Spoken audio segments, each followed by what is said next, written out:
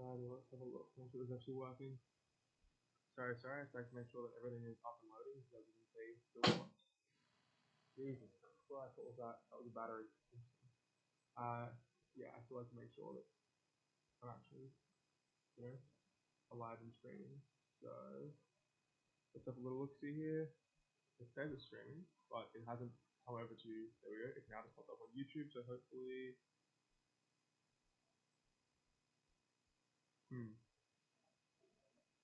sorry, love technical delays, beautiful, cool, fun, fresh. Let's pull up switch on my computer here so I can see that. Alright, so Stream Manager looks like it's working on this end. Good news. Stream Manager on computer so I can actually see what's happening. Looks like it's good. Cool. Alrighty, and I'm just going to check sound.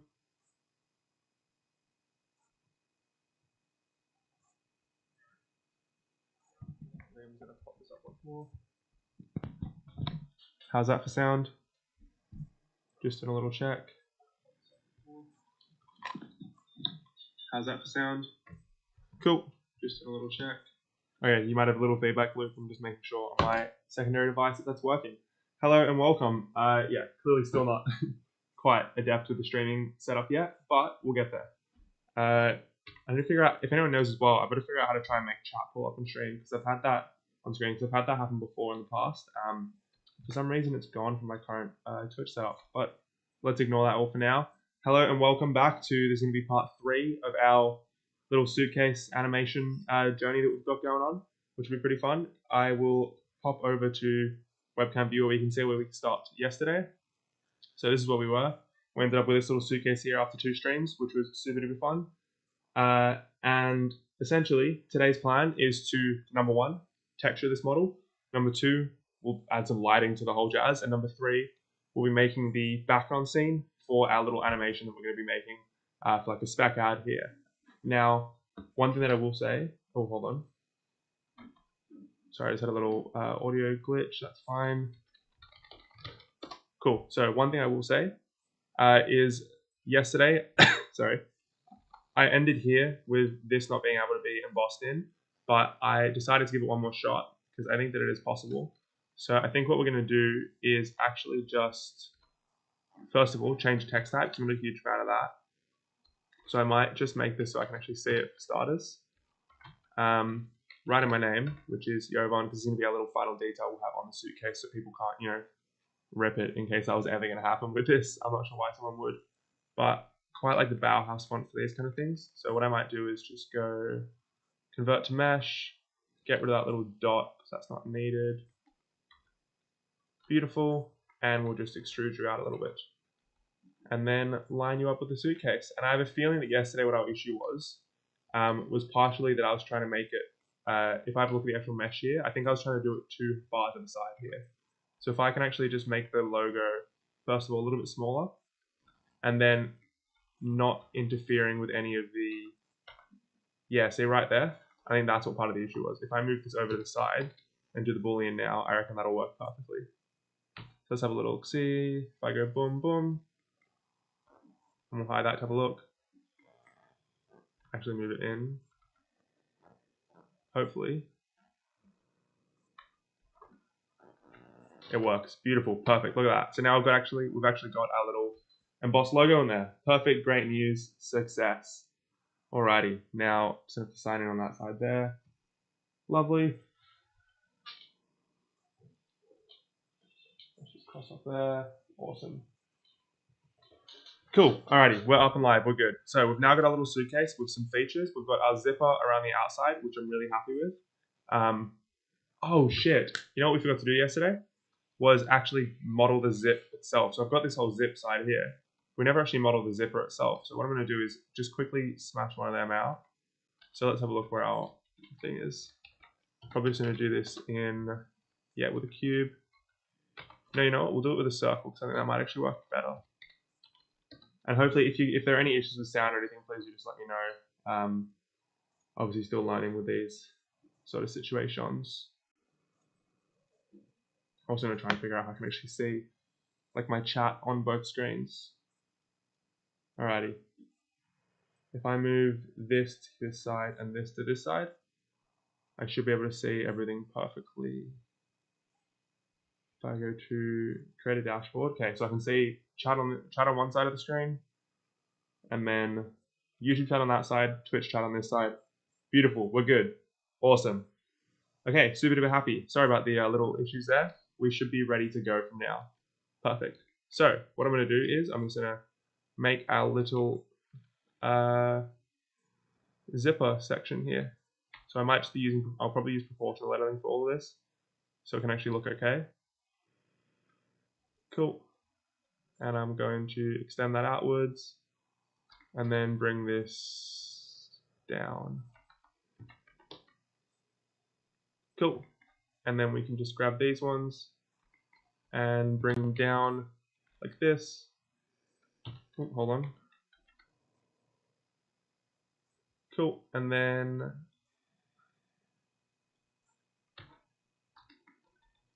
alrighty, I think I'm pretty happy with this actually.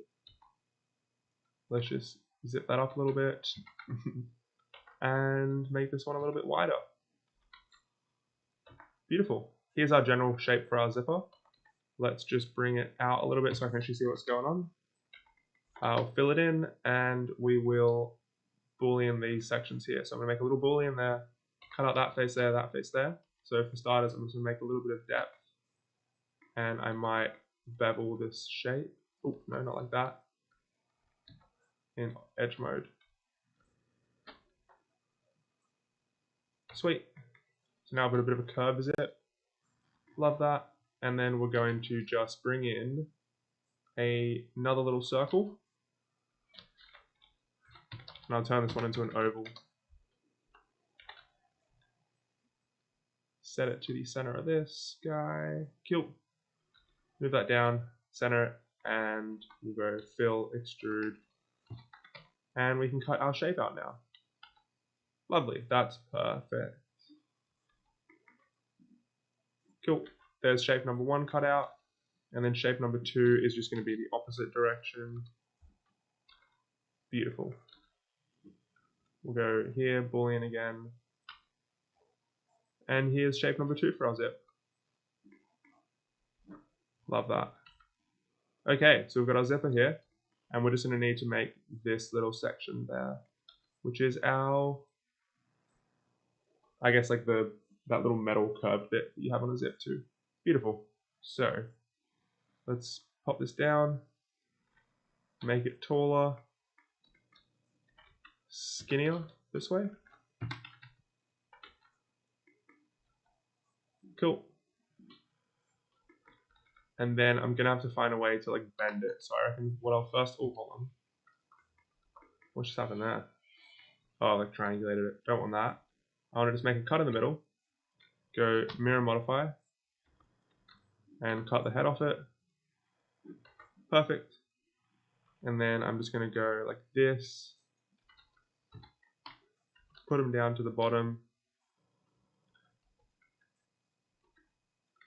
And we'll just rotate it.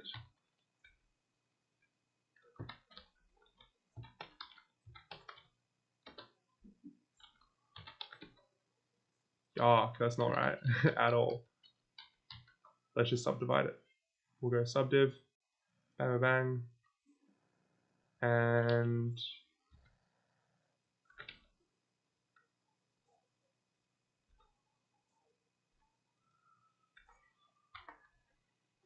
not at all like that. Okay, what might I do to make this? Oh, torus. That's exactly what I want. Sorry about that. Got a little torus going on here then. Perfect. 1. And we'll go rotate that 90 degrees. Lovely. And then we're just going to have to find out how we can shrink it a little bit as well. So inner, outer, beautiful. That should be right. Yeah, love that. Okay. Cool. And I'm just going to cut those off.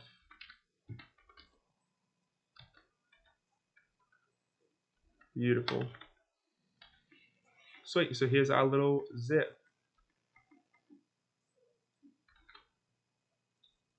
So I have to snap that to the center of their eye. Yeah. Cool. Make it a little bit thicker.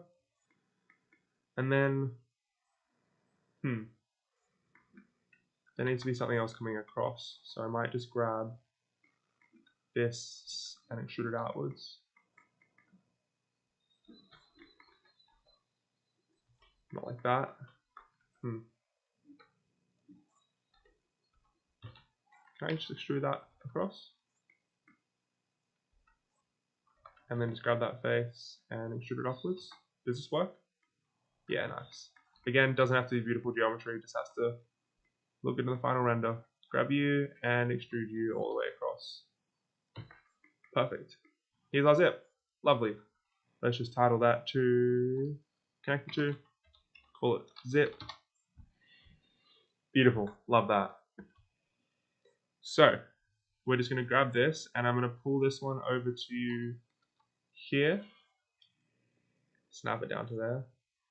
We're also going to have to make it flat along our little guy here.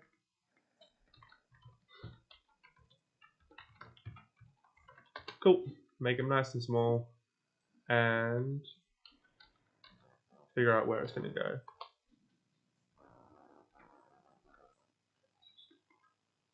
Let's remember what our zip looks like.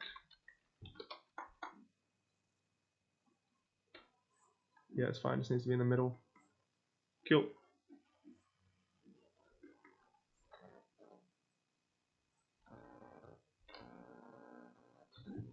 Zipper on bag. Let's have a look. Ah, okay, interesting. So that's what I've done wrong here. So that bit's fine, but this bit here needs to be like a proper, like base. Sorry, like an actual base for the zipper. So if I just grab those two sides and extrude them, hopefully locally, globally. There we go. Sorry. Cool. And then do the same going up.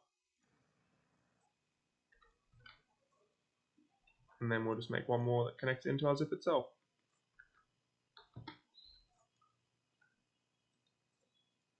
Subdivide it twice, and we'll go 1, 2, straight into here. I might have to actually shimmy that across a little bit. Where'd it go? Why is that not centered? Strange that that zipper bit isn't centered. Oh, that's why. Okay, I've only made half of it.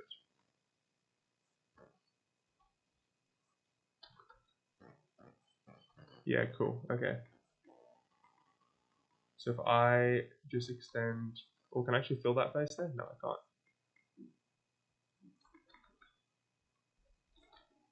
Raise you up. Nice. Go to there, and fill it, and go 1, 2, 3, 4, 5, 6. Fill, and do the same on the other side.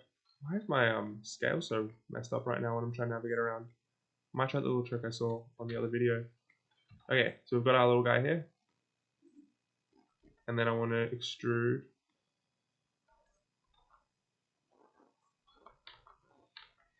Yeah, it's these three. Cool. 1, 2, 3, 4. Into there. Beautiful. Okay, now we've got our zipper. Finally. Perfect. Okay, so we've got our zip. We're going to lie that just down on the actual track of the suitcase itself. We might need 2 of these little guys as well. Cool. That's going to have to be quite a bit bigger as well to... Oh, okay, here's my little issue. So, I'm going to have to rotate this upwards so it can actually lock down. Oh, no. What I'll have to do is move that forwards and then move it across because these are going to have to lock in someplace on the actual like suitcase itself. Yeah, okay, cool. Cool. So here's my little mistake. When I made this little design, I forgot to account for where the zip itself is actually going to lock on. So if I just go something like this, we can just pretend that's feasible. Let's just all, yeah. Suspend our disbelief for a moment. Cool, so we got one, and I'm going to have to make a second one over to the side of it. So we'll just duplicate it, pop it over there. Beautiful, and then I'm going to have something for these two to actually attach into. So, if I look up like a suitcase lock, how do these work? Okay, so looking on here, there's like little nubs that it goes into. It just kind of sits on top like that. So I might just actually, yeah, cool. I might extend this lock itself. Is that gonna work? Perfect. And then we can just have 2 more little nubs of these. I'm just gonna duplicate that, drop it. It's just easy to reuse things than to have to remodel. And we'll go 1 here and 1 there. Awesome. And we'll scale them up a little bit and make them slightly bigger. Perfect. So that's what our suitcase is going to lock onto there. And we can pretend that looks normal. These are going to have to be a lot smaller, aren't they? L. L. Yeah, nice. Smaller. Put them there. Perfect. And here's our zips. And I might just actually rotate them once more.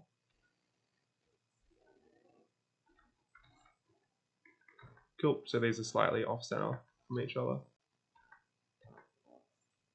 If I go to just select this and then invert my selection, cool. I can then move that over.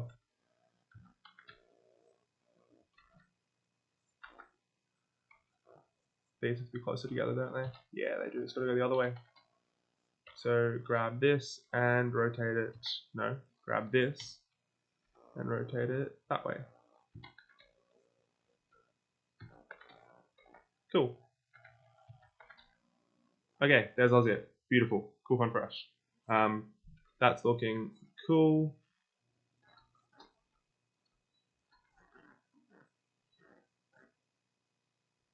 Sweet. We've got our zip system, our locking system.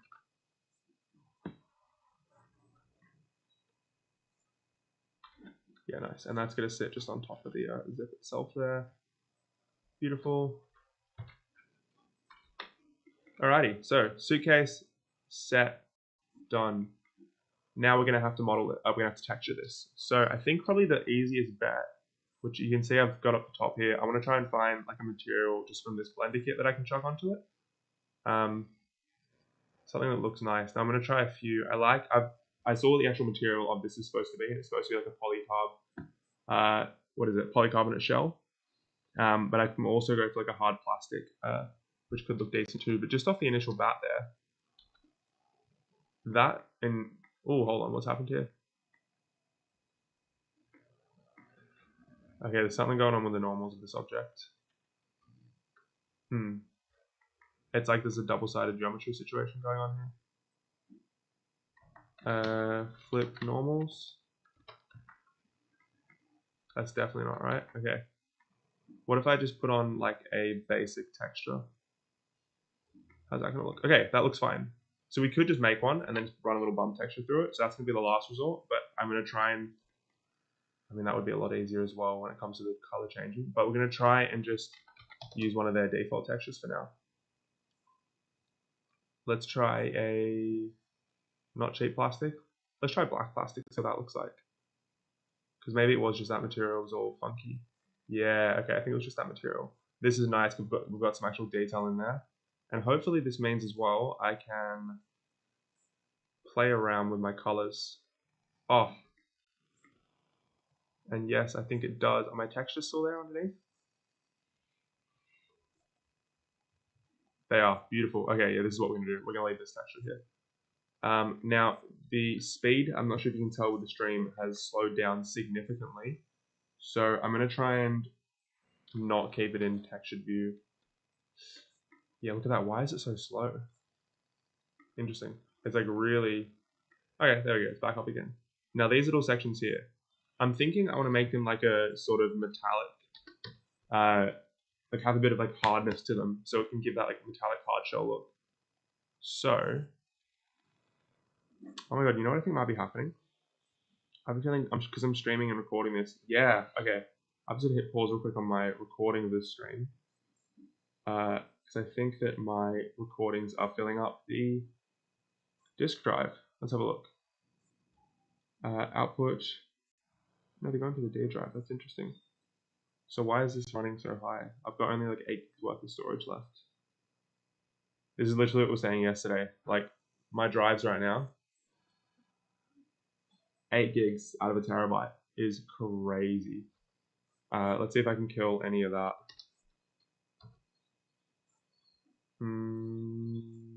Okay.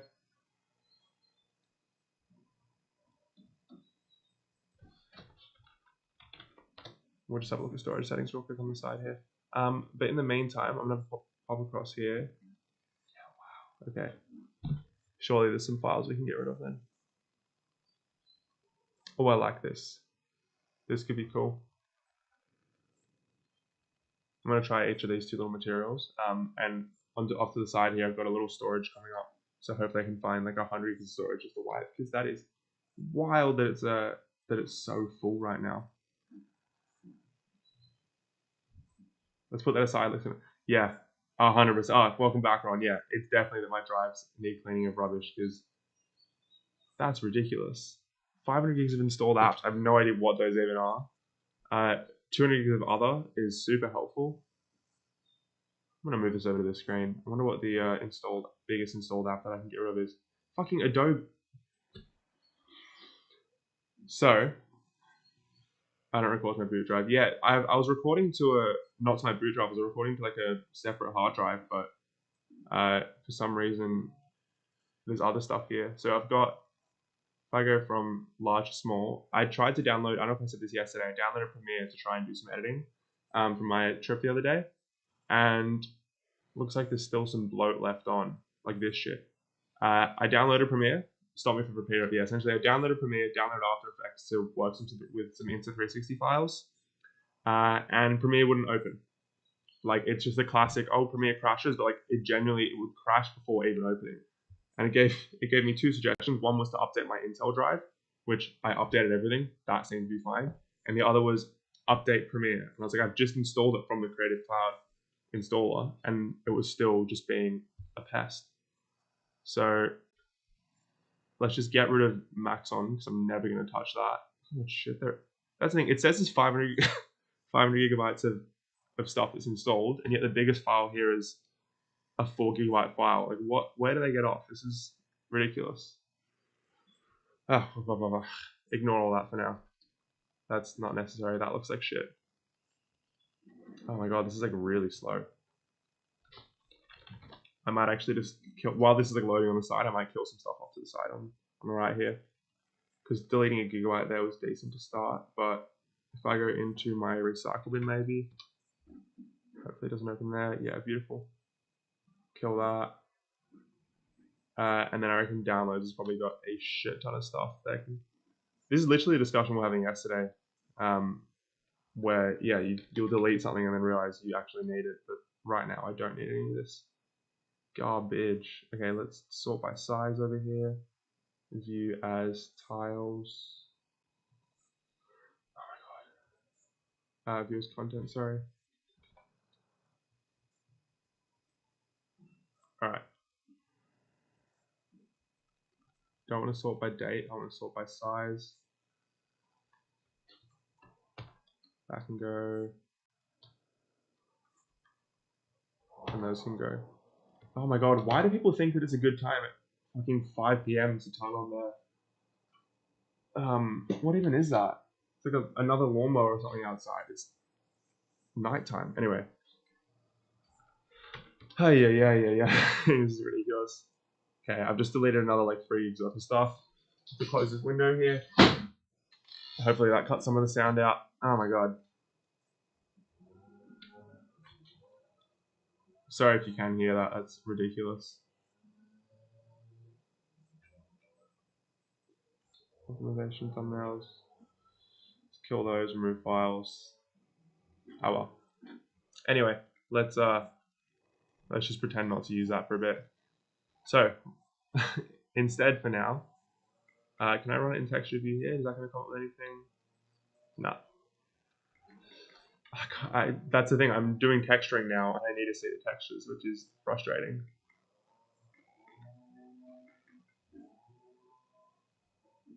Screw it. Let's just see if we can make a little metallic texture. Bang that up there. We'll drop the roughness a little bit. See how this looks. And I might just grab a metallic bump map and just run this one through. Oh, hold on. What if I grab the same black plastic one, duplicate that, and just crank up that metallicness? Yeah, nice, that'll do. Cool, and then make that like a dark or a lighter color, something like that. Yeah, okay, cool. So we've got our suitcase, which I'm going to change that color from this to maybe like a blue. Let's make it like a light blue for now. Cool. So here's our suitcase. Now we've got a little silver accent up there. I want to make the zip black. So that's going to be just a basic little black texture. Will that work? Cool. Awesome. And this one here is going to be a black plastic version of that. So I'll grab this, duplicate it, drop that metallicness down, and give it a black handle. Cool. Okay, so something's going on here. Yeah, this is it's like each time I jump online, there's like a new issue that comes up. Like first couple days, it was first time you joined it was internet connection. Now it is. Sorry, first time you joined it was internet connection. Then my audio was trash. Then the camera sucked. Then it's lighting, which is kind of still what we're facing right now. And then today we've got an issue of storage. It's like every day it's trying to feel like a new little challenge to be like, ooh, let's get you to mess around with this for way longer than you should be. But whatever, we'll move onwards because what else can you do? Well, I should label these materials actually. Let's call this one zipper. Let's call this one hard shell, and we'll call this one metallic corners.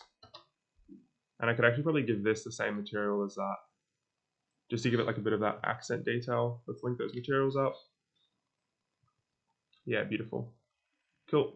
And then this here is going to be, that's a lock. So what color do I want the lock to be?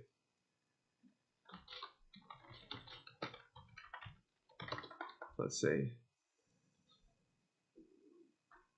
That's just going to stay the same hard shell plastic color. Cool. Except for this little section here, which has to be like a red. Oh, no, that's all part of the lock. That's fine. These bits here, I'll make like a slightly darker version. Oh, no, that's what I'll do. Okay. I'll make hard shell there. I will duplicate that and make it a darker version of this. Cool. Alrighty. And then this little inside section here where the lock will be.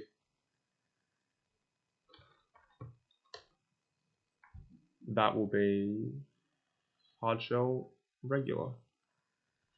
Okay.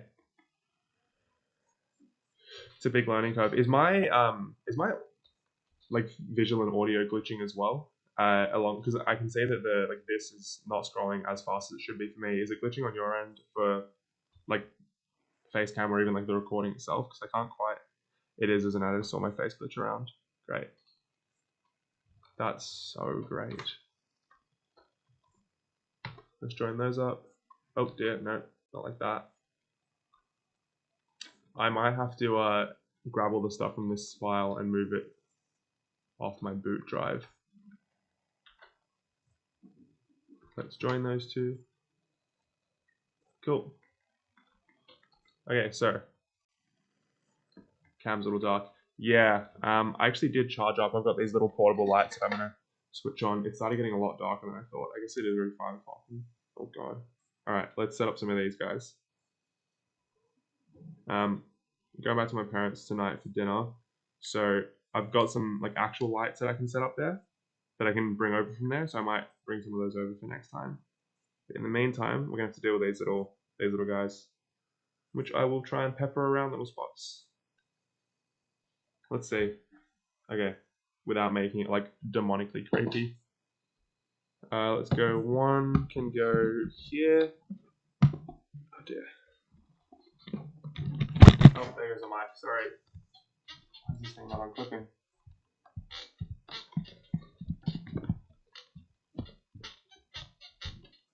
There we go. Cool. Okay. Light number 1 in place. Let's pop this microphone back on. And actually screw it in place this time. Okay. Light number 1 on. Cool. And then we're going to get light number 2. This is like what we're going to be doing later on today, but just in real life. Okay.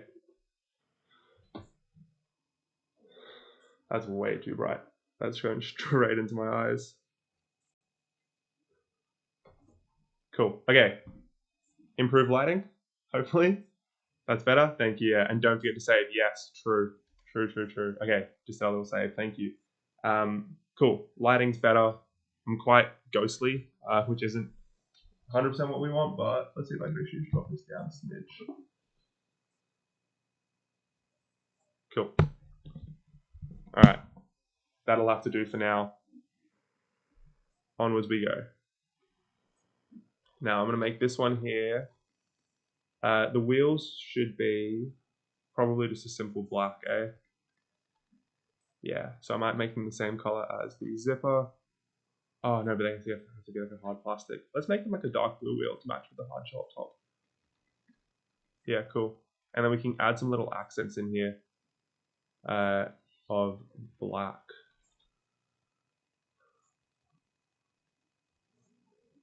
Cool. So this one we're going to call wheels. Okay, so what I want to maybe do is I want to go to my wheel over here. Beautiful.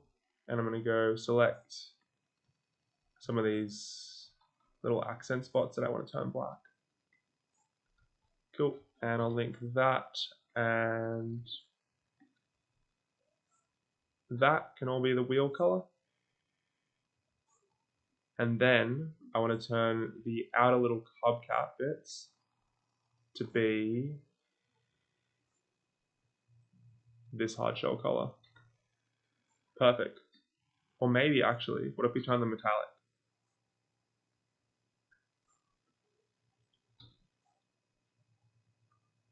Metallic corners. Yeah, it's alright. Okay, so we've now got our wheels, we've got our little metallic corners. This here has to be black plastic. Cool. Okay. Looks kind of cool, and I'm sure with some lighting on there, it'll actually look decent too. So, we've got our basic suitcase model here. Boom. Okay.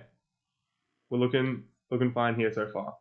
So, next step is to create some sort of a like background. So I think first thing we're gonna do is just basic backdrop on the back.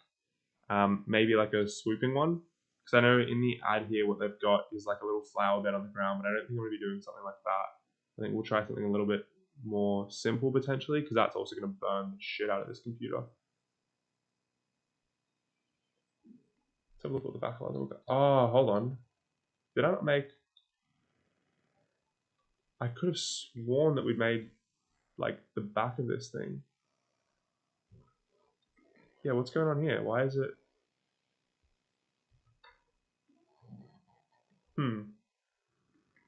Is there 2 suitcase models going on here? I thought we had... I definitely remember modeling that section there, so I'm confused why that's popped out all of a sudden. Let's have a look. I'm pretty sure that I kept the Boolean object that was supposed to go there. Oh, what's that one? Yeah, that's the one, right? That's what it was supposed to be like, but for some reason, too small now. Strange. Strange. Let's have a look here. We've got suitcase 1. Alright. I'm going to have to find that Boolean object if I kept it. This is why, yeah, here we go, Boolean object handle. Perfect, okay. And this is exactly why I said before that, first of all, file management is important, but also deleting shit or naming shit properly is important too. Let's see, if I drag these ones out, Cool. And if I boolean that, if I cut into there, oh my. Let's have a look what it's going to look like.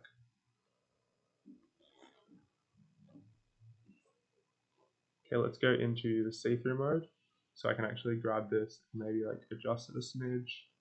Let's have a look.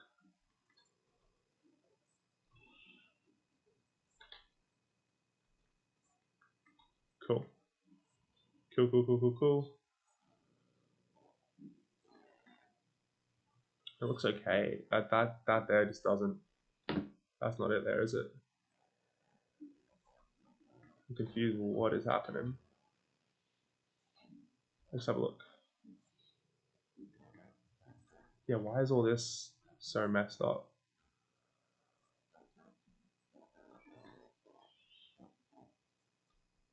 Let's have a look. If I delete these faces here, trash. Okay. Oh my god. Something. Yeah, naming it made it easy to find. You're absolutely right. But I don't know when I fucked up and changed the scale of the suitcase, but oh dear. Okay, let's just get rid of that.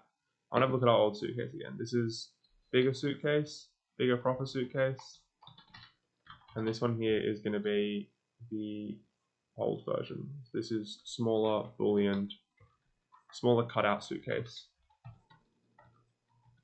Alrighty. Let's have a look.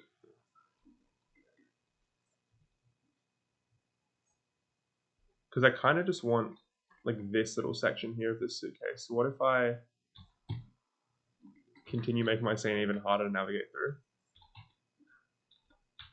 In the meantime, while we try and figure this shit out, anything fun or interesting happen today, Ron? Because God, today was a bit of an admin day on this end. It was some work and then cancelling a bunch of memberships and looking for, well, applied for a couple of jobs today, which was great.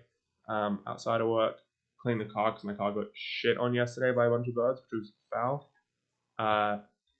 And yeah, just the usual sort of day. It was just a whole lot of admin, unfortunately, for a lot of it. Let's see.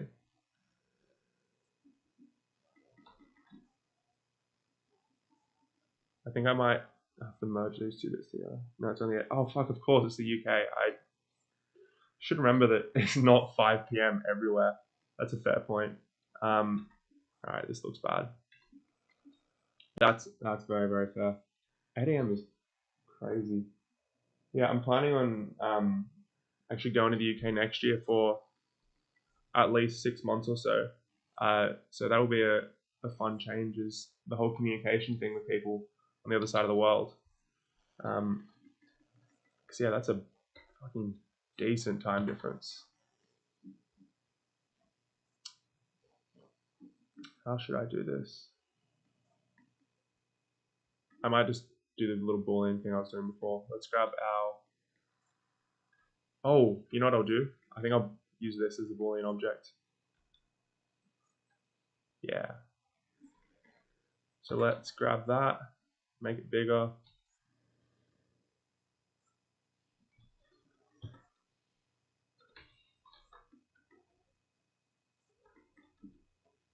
So extend that over. Oh, hold on. Let's just go grab these two and just fill those two faces in.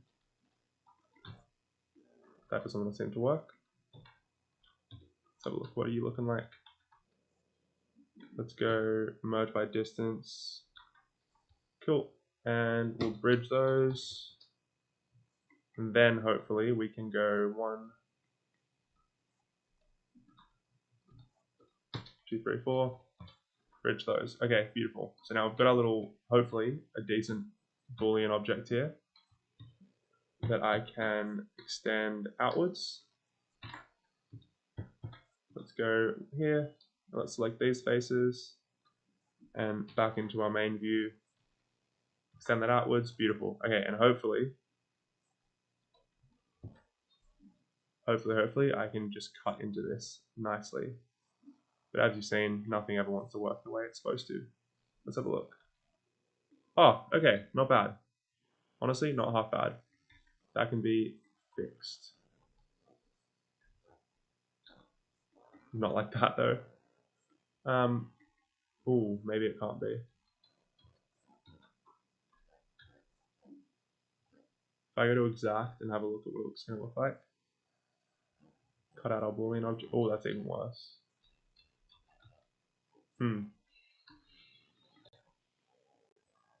It's chopping in there, which is where the issues seem to come. If I just scale it inwards a little bit, maybe then I can just scale the actual piece itself in. Let's have a look. No. Shade flat, shade smooth by angle. Okay, cool. Let's just do this and move out. Kill that, kill that, kill that. And we'll select some more of these faces. Get rid of all of those. It's actually interesting. When I used to stream F1 content, it was also people from the UK who were usually the main ones to join in. It's an interesting little thing. I mean, I'm not sure of the demographics of all this jazz, but I used to think that like the US was the primary, like the predominant, you know, consumer of streaming content, mainly because of the amount of streamers from there. But it's kind of eye-opening seeing like where different people come from. That is something that's quite cool with like the YouTube demographics that I've found from my videos, is like seeing where in the world people come from. Because what I found kind of surprising was I had a decent number of people from like India and Pakistan actually watching my videos, like my Unreal Engine tutorials and those kind of things, which is kind of cool. And like a lot of Spanish viewers as well. So sometimes I'd get comments in, you know, different languages that would be translated. And it'd be interesting seeing people from like all over the world engaging in this content you've created. It's kind of cool. It's a very like unique thing, which I'm sure you've experienced as well on your side of streaming, with, you know, clearly bigger numbers as well. It's really cool seeing where different people come from. Let's just shimmy that down a little bit. Alrighty. We've got our little suitcase section there. Beautiful. And that there is going to be colored hard shell dark blue. Cool.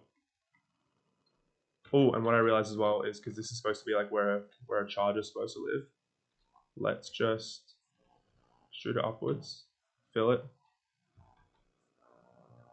and we'll go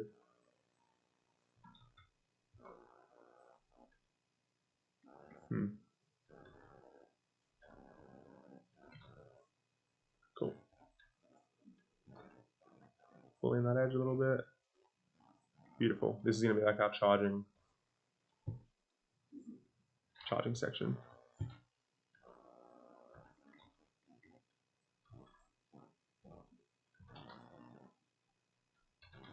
Cool. Oh, hold on.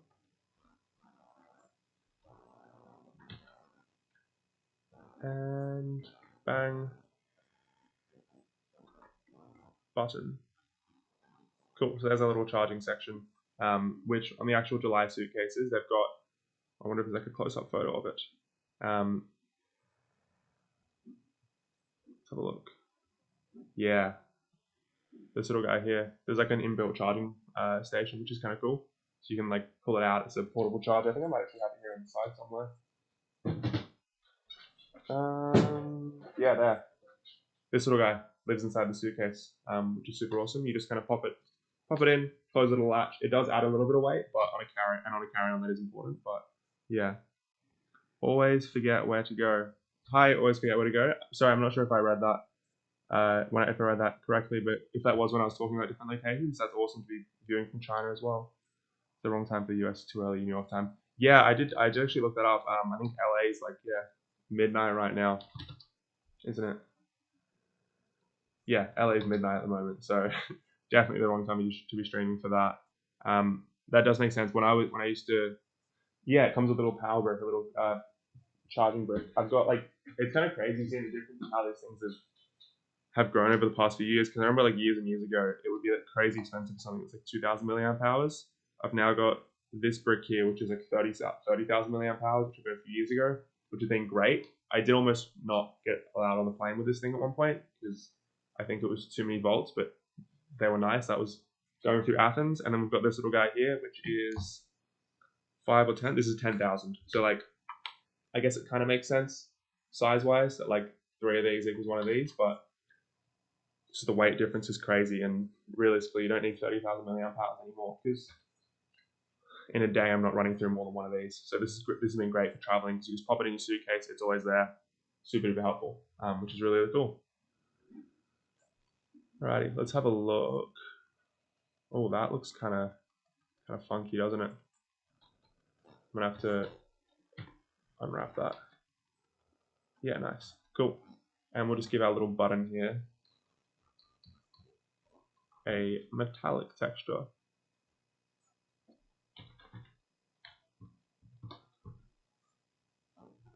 Cool, beautiful. So, I wonder if I would actually give these guys the same thing too.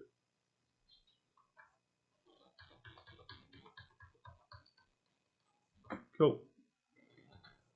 And if I go select similar by area, nope.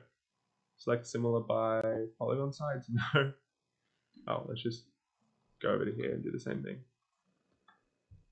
Damn it, let's just go 1, 2, and go up like that. Cool. Because I want to give these guys the same little metallic base there too. Just so we can get some like consistency in our colors there. Lovely, look at that. Okay, pretty happy with that as far as suitcases go. So no shadows in there at the moment, but that's fine, because when we go into this view, yeah, you can see all the proper cavities. Okay, so that's looking decent. I'm happy so far with how that looks. What I want to do now is some basic little animation for this. So I actually saw, I was going through, like, scrolling through Instagram today, and saw a cool ad where it had a like curtain unveiling, which I thought could be a kind of interesting thing to try. And then I liked that, and as if Instagram was knowing that I was liking, you know, cool ads and Blender tutorials, it showed me this one on how to create a curtain, like a curtain opening on either side like that, and how to make that in Blender. So I wanted to give that a shot as like our opening shot with a kind of push in. So the idea is, you know, camera's going to start somewhere back here and sort of push into the scene, and we'll have 2 curtains either side sort of unveil and open and show our suitcase. So that's the plan. We'll see how this works in execution, but I think what I'm going to do first of all is just subdivide this into Oblivion. Cool. And then it was to set a pin group up top for starters. So we'll go pin. Cool. Oh, no, but it said just like random pins. That's what it was. Because with the curtain, you want some bits ruffling up. Okay. So I'm going to go 1, 2, 1, 2, 3, 1, 2, 3, 1, 2, 3, 1, 2, 3, 1, 2, 3, 1, 2, 3. And also we'll pin. Damn. Call this one pin group and remove the other one. Okay. Pin group and remove that. So if I go to select, that's there, beautiful. And then it said to grab shape keys, have that as the base, and then sort of use proportional editing to shimmy all of this over to the right. Was it this way? It was moving this and that and that. Nope. So move that over to the right, so that when we do this, a bit of sort of curtain opening animation, then chuck a cloth sim on that. Cool. And then when we run the cloth sim, we go to shape, pin group, and then hopefully, first of all, hopefully the computer doesn't crash, but secondly, hopefully this works. Oh, sorry, I'm going to animate my little motion here.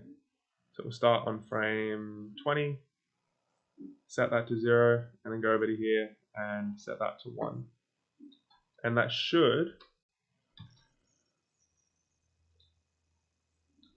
okay, so it's kind of working, but I think the pin group needs to be a lot stronger. Cool. Let's just move the whole thing over and let's see what happens there.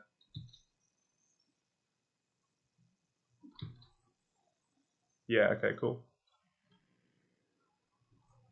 Alrighty, so that's kind of the idea, but it doesn't quite look like a curtain yet. Does it? Not really, no. Okay, so for starters, I think I'm going to make the animation here. See if I can find those keys. I'm going to make this a little bit slower. So we'll end it maybe at 75. Cool. Pop that over to 1 and go set.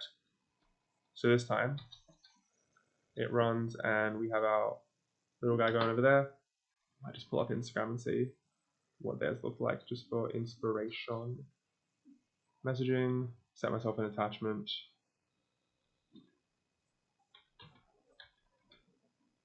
Cool. So this is apparently what it should look like. This kind of thing. Okay, so let's have a look what I'm supposed to do.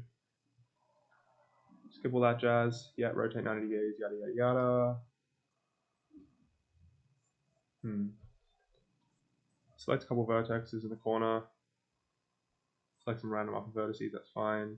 Make the pin group. Proportionally edit, and so I'll move that over here. So just once, maybe I need it to be sharper and faster. If I move those bits. Let's see if that works any better. If I just set it to there. Oh, okay. The idea's there. Seems to be working now. Let's have a look. Cool. And let's move it to 70. Alrighty, that's kind of cool. Let's go one on either side. So I'm going to go rotate that to 180 and move this over to this side. And then we'll see if that works. Awesome. And then when we do our little push in, first of all, I think I need to subdiv these a little bit. Let's see if that'll work. Subdivision surface modifier. Yeah, nice. Cool. Subdiv surface. 1, 2. Beautiful. Sorry, move those into the viewport switches on 1. 0, sorry. Cool. Awesome. And we're going to have our suitcase, which I might actually have to grab all the little objects for it first. Let's make a collection called Suitcase. And I might put an empty inside there that I can parent stuff to. So let's go for this one here, snap it inside. Where'd that empty go? Cool. And I'm going to grab everything inside my suitcase collection, select objects, grab my empty, and parent them with transforms. Awesome. And then I'm going to move that into my suitcase. So now that can be moved around. Beautiful. So here's our, oh my god, what's happened here? Is that just the shadows? Please just be the shadows. It is beautiful. Cool. So I'm going to grab my camera, duplicate it, set this one as active, set active, object as camera. Beautiful. I'm going to go over to here and I'm going to pop the camera in front of our little guy.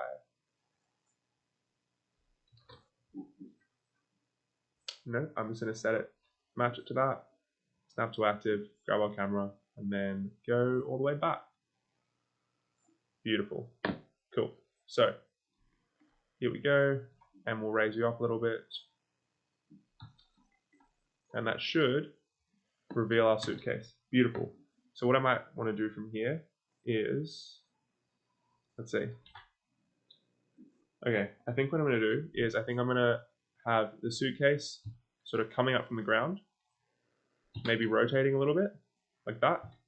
And I want to have it come up on a sort of pedestal situation.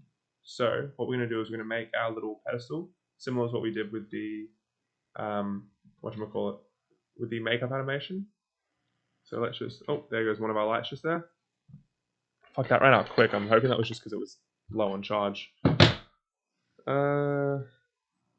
Let's grab this one. Cool. That one's working. That one's fully charged. We don't want a cop car light. Oh my god, that's bright. And dim.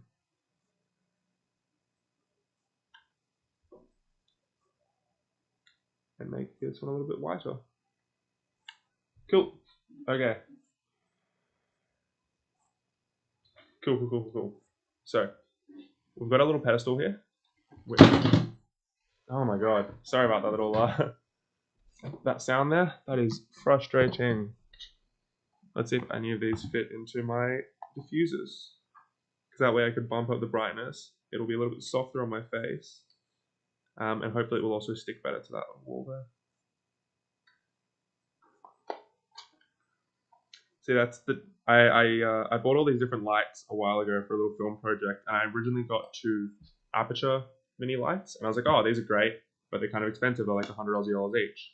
So I was looking around on, I think Alibaba or something at the time, and I found these other like knockoff aperture lights, and I was like, oh, these are great. Like lighting wise, they seem fine. Battery life wise, they seem fine. Didn't really know what the difference was realistically, so I got a couple of them. So I've got 4 lights altogether. Big difference that I found, which may not seem like a huge thing, is magnets on the back. So the aperture lights have magnets, which means I don't think I have anything magnetic. Oh, here we go. That's apparently not magnetic enough. But like it can connect to my computer stand here. It can connect to, a fridge, a table, anything. Well, I'm not going to connect it to my computer, but you get the idea. It's magnetic. These ones aren't magnetic, so I'm currently just like resting it against my light situation just here, which is fine, but just a little bit of a janky setup. Hence why today when I go to my parents' house, I will be getting my lights back. Alrighty, so let's snap that to the active there. I will shade smooth. Beautiful.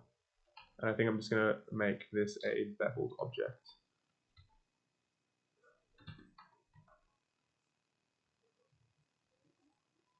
Cool. Give it a few more subdivisions. Kind of cake-like there. Interesting. Alrighty. And then let's just give it some interesting detail. Let's just give it a little like inset section there. Smooth angle, shade it like that, and we'll grab the bottom face here. Inset that, bring it down. Beautiful. Cool. So then what I'm going to do is I'm going to make a plane in the floor.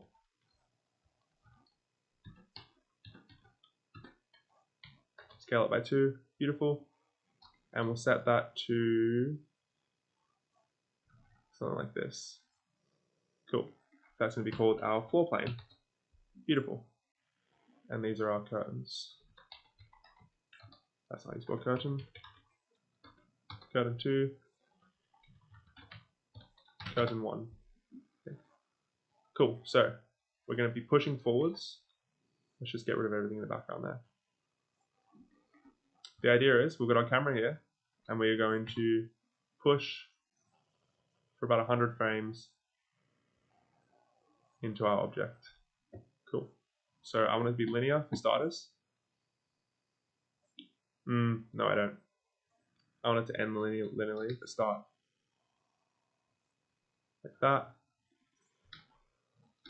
That should start more. Anyway, we get the idea. And this is going to move upwards through the floor. So, first things first, cut a hole in the ground. Boolean object that, cut a hole. Beautiful. A hole for this little guy to come through. And I'm just going to also grab this and pop that on the bottom there so it can actually fill the hole when we're done. Sweet. Beautiful. So we've got our little pedestal here. So what's going to happen is we're going to push forwards and our pedestal is going to start there, and probably around frame 30 it's going to move up to there. Let's see how that looks.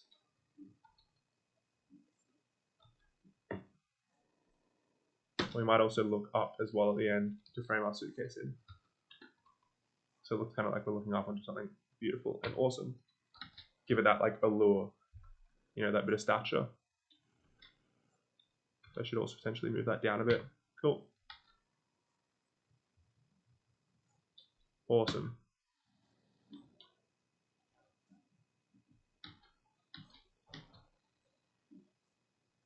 Cool, that's going to be what it's going to look like. I might move this back a smidge to like 45, beautiful. And the suitcase is going to come on top of that. Sweet. So, next step is to find where our suitcase is. So let's grab our empty, call it suitcase empty. Cool. And I would like to put it on top of our little podium there. And I'm going to parent it to, no, I'm not going to parent to anything. I might add an object constraint and go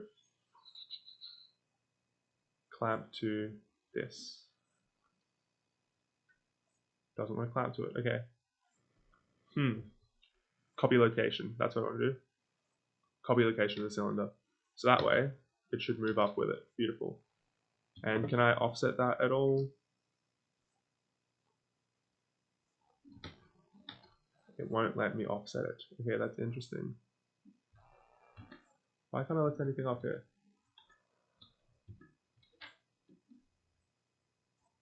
If I just grab all of those, there we go. Okay, perfect. Cool. So, that's looking alright. I will now have a look at our little animation here. Oh my god, what's happening with us with our curtains? Oh my goodness, what the fuck has happened to these guys?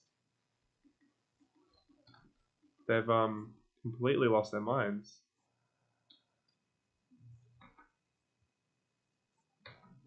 That's fine, that looks fine. Cool, let's just bake these two so it's gonna stop mucking around like that.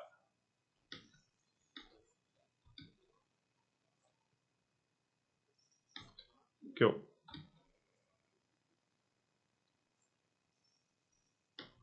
Alright, so I want to go into cache. Let's go bake.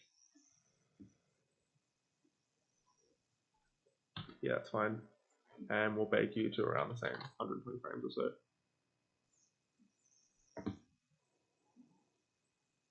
Cool, so that's baked. And that will be baked. Beautiful. Oh my god, not to that far. I want to bake it to 120 frames. Because then we'll be cutting here as well. Cool. Okay, so.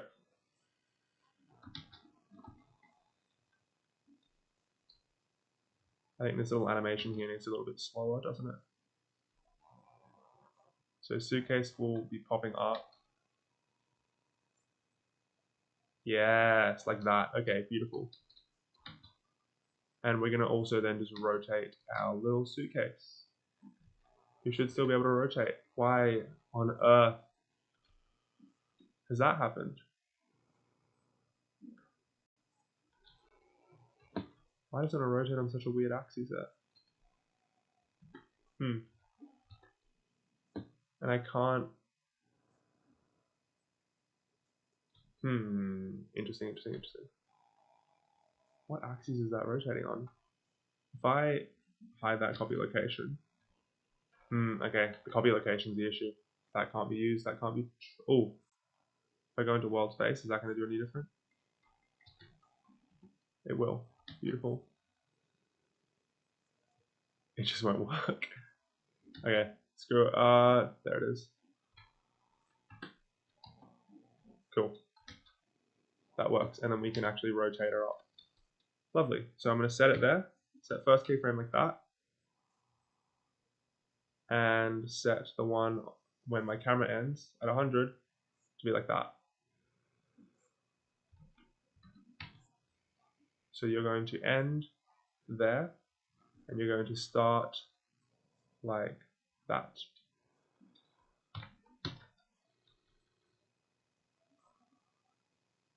Oh, beautiful. I'm hoping not just tooting my own horn here and gassing myself up, but I think that looks kind of awesome.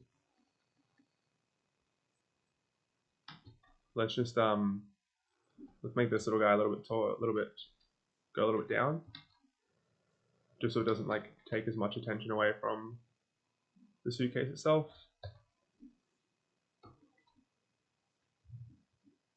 Cool. Okay, so shot number 1, done. Happy with that. Now in our original ad, let's see how many shots they had. Please feel free to give any advice or notes as well if you do see something that I'm quite clearly fucking up. So it starts with just 1, 2, so 2 like teaser shots. Let's just make a little notepad here. Google Drive. Go new document. So let's make our shot list here. So what they had here are 2 like opening shots, and then 2 close-up opening shots, and then like 1 establishing shot. The product is, I guess, what we can call that. And then we've got different colors, close-up, which I kind of like. Oh no, where did it go? So we've got 1, 2 little intricate detail bits. We've got the close-up shot there. Oh, that's where I got the idea of pedestal. So that's shot, that one there. And then it zooms out into the, so that turns into the elaborate shot, which then turns into outro shot. Cool. Alrighty.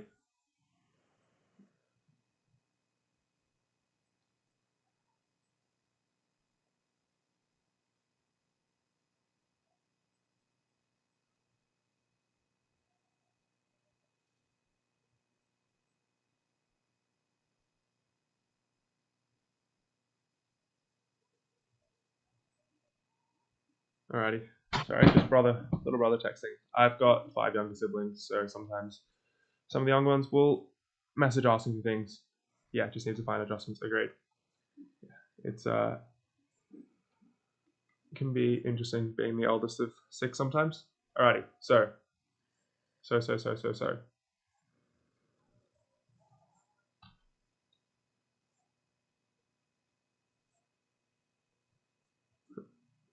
Yeah, weird comment there. Alright, so we've got our little animation starting point here.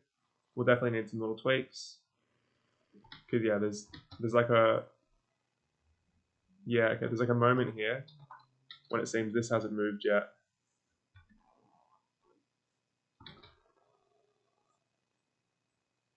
Anyway, okay, so there's shot number 1.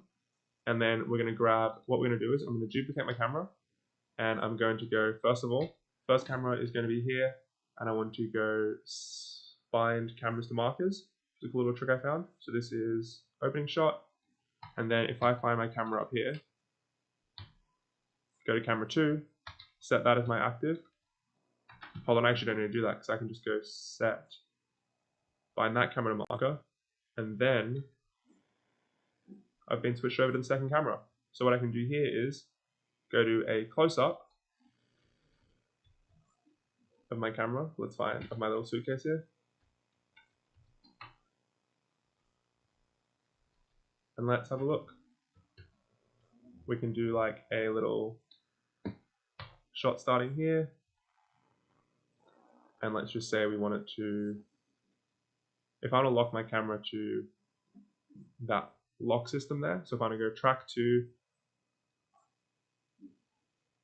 this, and then I move 200 frames forwards, there we go, that kind of thing. Cool. And then set that frame there. That should, yeah, nice. Cool. Yeah, that's kind of cool. So I think my goal is I want to do like 5, because they've got 1, 2, 3, 4.5 shots. Let's do something similar. So we've got opening shot, and in the edit I might adjust how these actually go. Let's make that linear. Let's go to this first camera here. Do the same thing.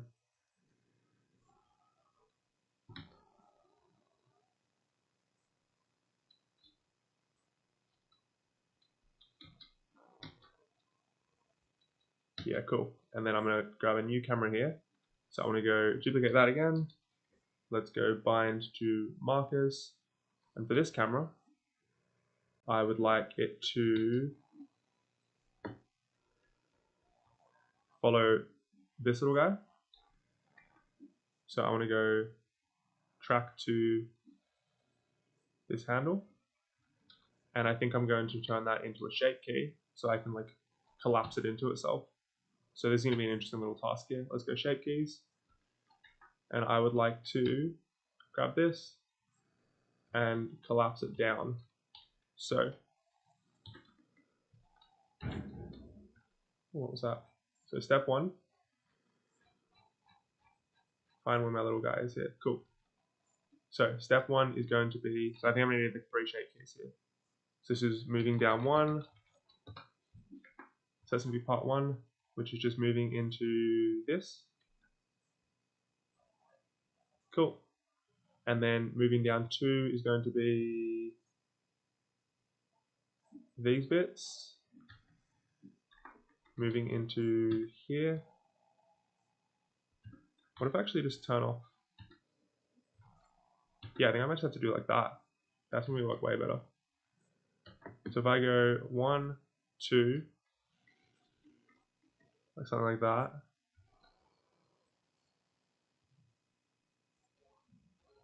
That needs to be a little bigger, doesn't it? Yeah, it does, okay. Because those two can't actually go into each other there.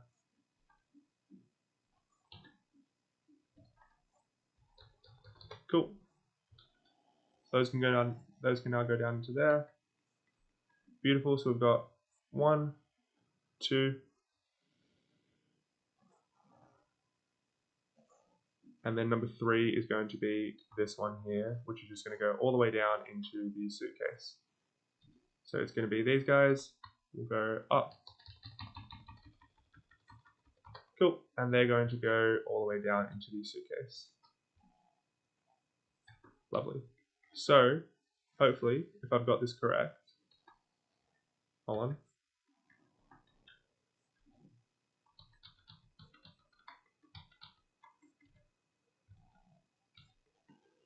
Let's see if that'll work. No, that's not right. Is it this? Yeah, cool. Okay, so, and then that clips down into there. Beautiful. Yes, it needs a little bit high, doesn't it? Cool. So, we've got moving down part 2,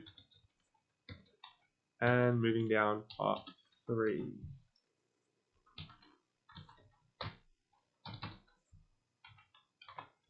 Sweet. So we've got our 3 little moving down sections here. And I'm going to animate these bit by bit now. So starting on frame 150, so we can kind of have some motion going across the cut. I would like to have that on 0, 0, 0. And this is just so we can give a bit of an idea of what some of the features for this little suitcase are. So, starting on frame 150, I'm going to set keyframes for all of these. Insert, insert, insert. And then going to frame 220, I want it to go down, down, and down. Set, set, set. And let's see how this looks.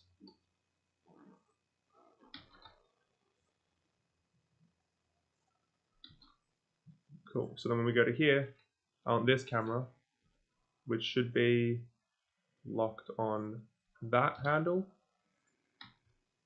but for some reason isn't. Why can't I find the handle?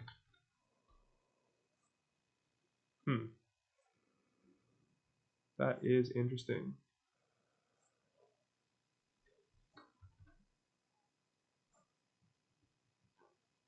But if I lock it as a handle 01, it doesn't. Oh, okay. Cool. Let's see if that works.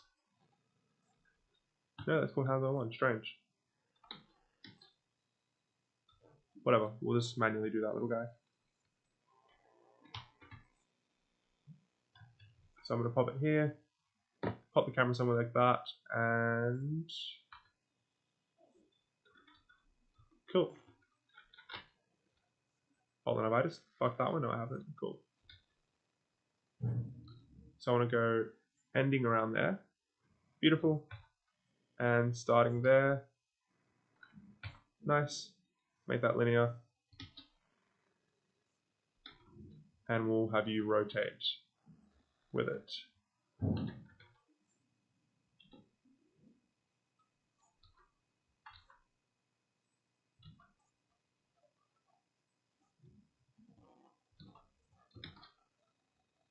So there's our telescopic handle, which is always an interesting feature for people to advertise because it seems standard on these things. So we push in, rotate around. Maybe I don't want it going as low. Maybe if I raise it up a little bit and then look down. How's that? Let's see. I need to turn on auto keying because otherwise I'm going to keep fucking this up. Cool. Let's see what that looks like. Nah, I've heard it all before. Cool. So we follow that guy down and we should probably beat it down. Because then we're going to cut here. Cool. To a new camera.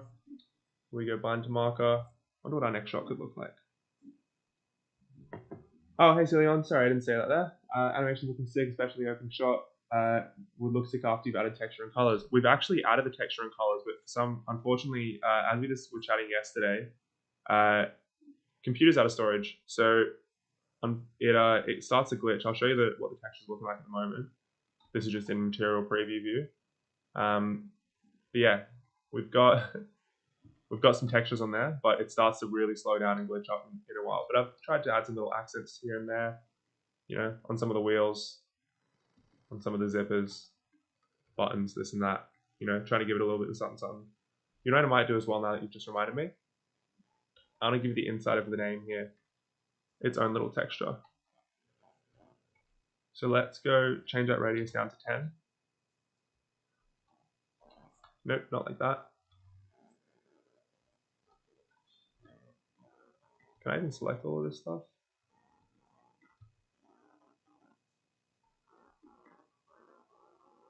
God, these are not, the geo on these hasn't made it easy to be selected, has it?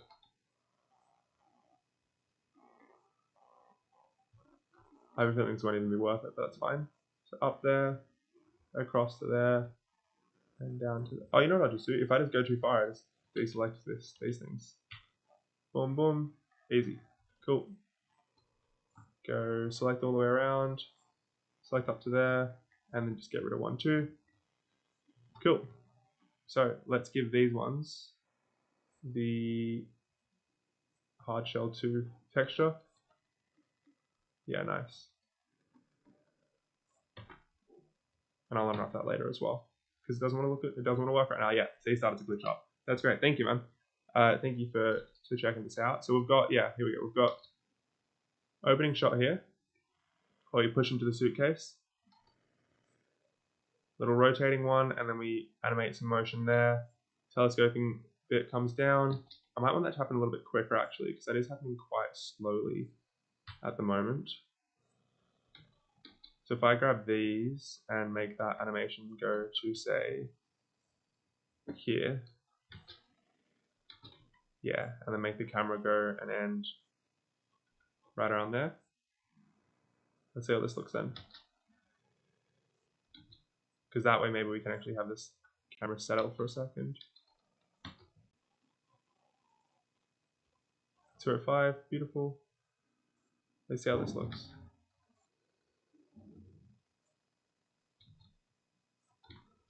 No, I don't want the camera to go there. What's happening here? Why is it glitching out? Oh, camera 4.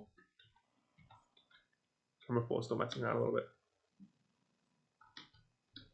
I need to move camera 4 around. Let's just get you over to there. Okay, what could this next one be? I want like some other little interesting feature, interesting detail that I've got going on in the suitcase. So let's look at some of the stuff I've made. So we've had a look at our detail there. Maybe I do like a line over the zips. Definitely not that side. Maybe, yeah, let's show the handle and stuff over this side. Cool. So let's go to here. Let's maybe give it a different focal length. Make it a little bit closer in this time. We'll have I'm going to push it. Okay, so what I'm going to do here is I'm going to push the camera in. So if I go local and push in on the Z axis, it should push forwards. Lovely. Raise that there, make this linear. So I want to do a little push in. I want to maybe rotate the camera, so roll a little bit.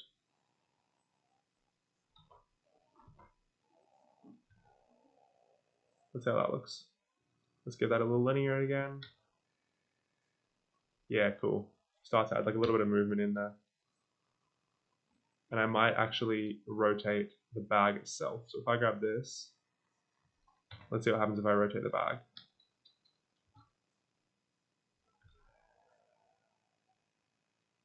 Yeah, okay, that probably works better because that way I don't have to move the camera as much. Awesome.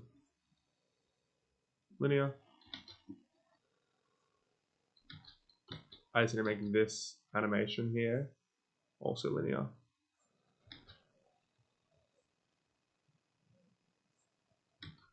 So, okay, cool. So we've got how many shots now? 1, 2, 3, 4. Beautiful. And I think we're going to have to find like a finale. So we've got our introductory shot where it opens up. We go, look at the lock. Look at the handle. That handle's going a little bit too quickly, actually. Just a smidgen too quickly.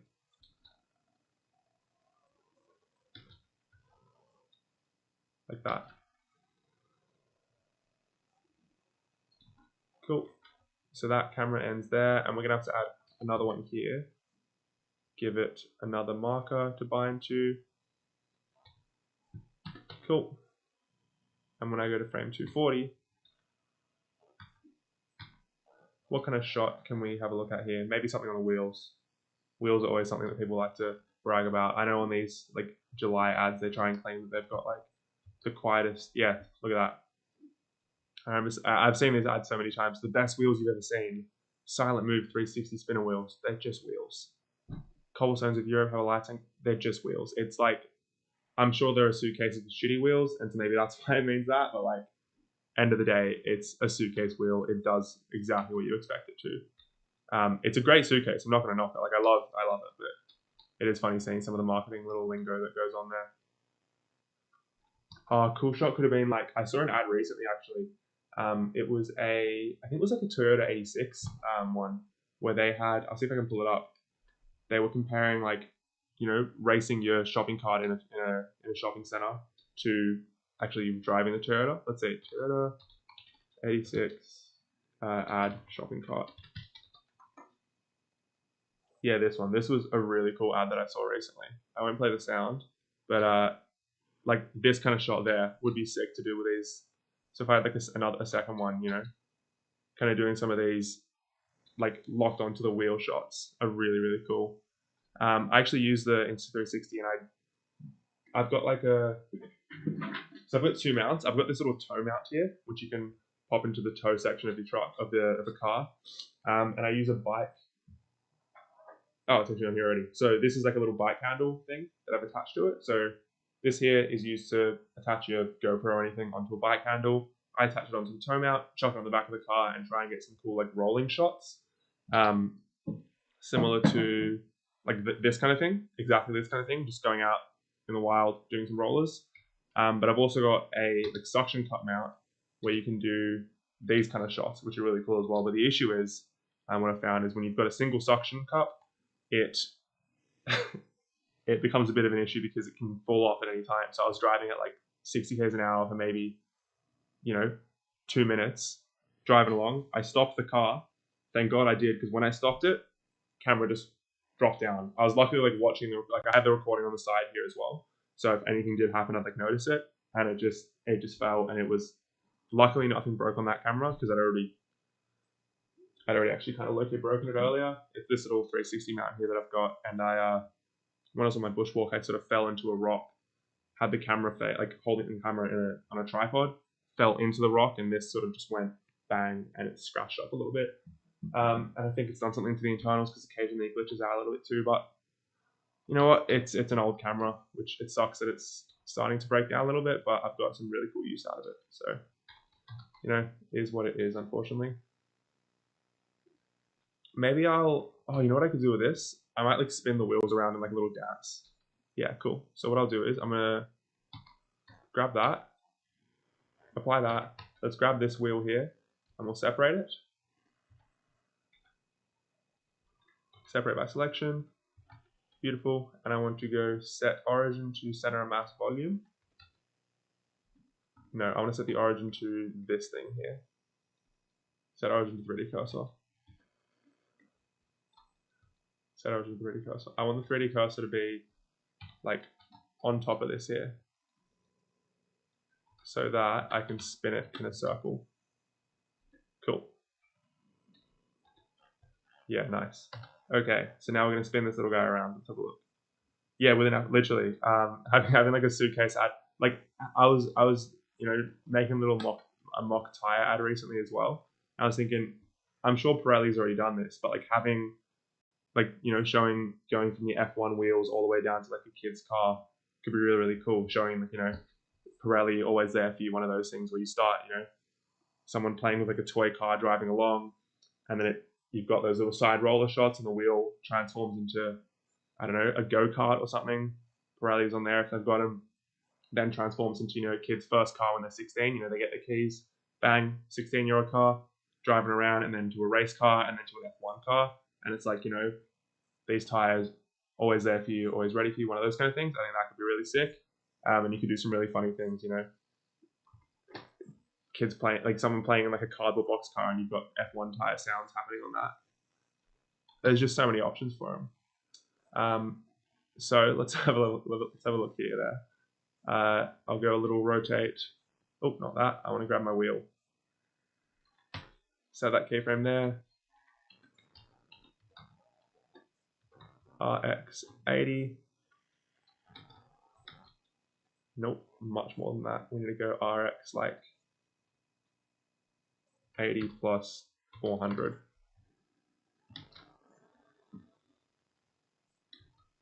Even more, like 1200. Let's have a look. That is not spinning on its center right there, is it? You know what we need to do? That needs to be 360 times something.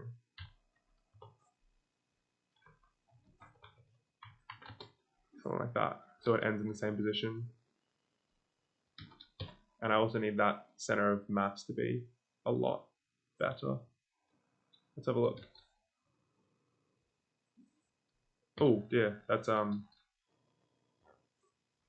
moved completely off whack there. Okay, if I go set volume to center of mass, cool, and then go to there, go 360 times 2. Let's have a look. I think I need to block out the, yeah, I need to cut out that little connection point because that's what's kind of throwing me there. Let's have a look. If I make that a 100mm lens,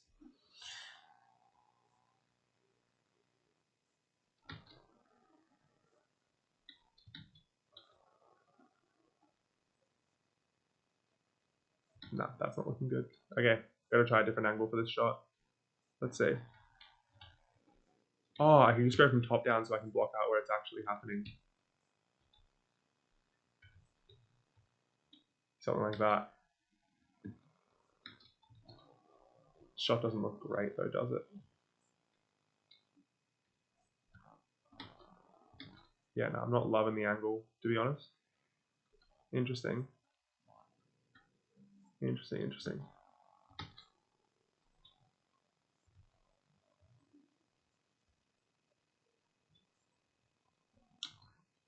I need to be a bit of action on this as well.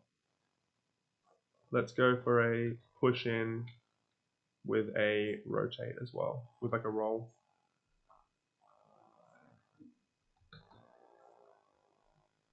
Something like that. Let's see if that's gonna work. Absolutely not that. Let's go linear. The reason we're shooting linearly as well is so that these kind of cut points work a little bit better. Because if you're shooting like on Bezier curves, like just the standard in Blender, and I think in Maya as well, you'll have like an action that goes. I'll try and use this example. So you say you've got a scene going like this, your object's going super fast in, it goes in and then slows down, and then when you have your next shot, it like rounds back up again, and it's kind of like a weird like roller coaster thing where it's just humping and it doesn't look too supernatural. Whereas when you've kind of got something going at a generally consistent pace across, it helps those cuts work a lot better.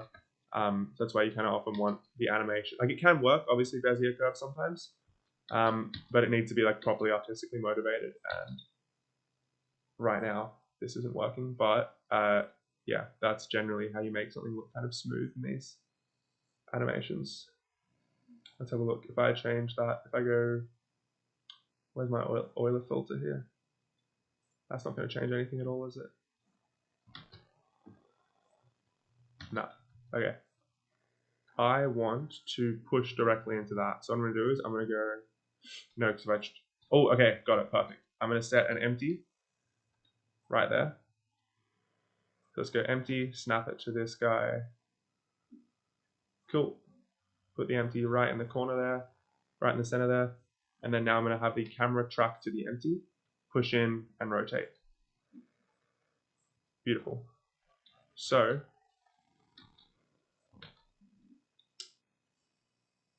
let me move it at least.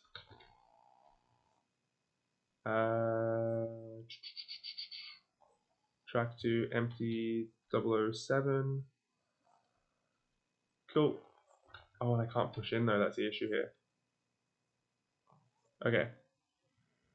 No, I want it to be... Oh, what is it again? I made a video a few months ago on like what each of these little things are and how they can help, but I've sort of drawn a blank here. It's not stretch 2, is it? Definitely not stretch 2. Okay. Clamp 2? No, because clamping's not going to work either. Interesting. What is the... So essentially it's something where you can like set it. I had it just before actually. It's on this camera. What is it? It's track 2 cube. Okay, so why when I try it on this one, when I go track 2 empty, oh, I still can move in. Beautiful. Okay, cool. Awesome. Okay, so we're going to go up and out. Sweet. Okay. Had a little crisis there for a second. Didn't know what was going on. Oh, so you can't... Okay, when you've got these constraints on, I can't use my usual like fly controls. Yeah, it says that can't navigate with those controls, but animation still works. Okay, so I'm going to go push in and rotate like that. Let's see.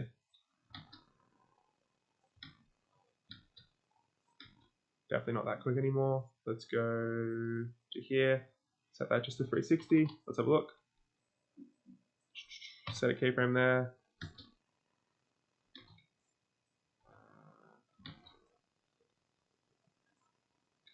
Cool. Alrighty, so we're just gonna need one final shot here, which I think is gonna be our like outro shot. So first things first, bind to markers.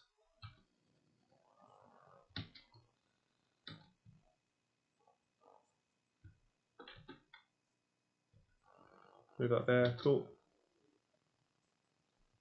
And grab this camera, which should have nothing on it.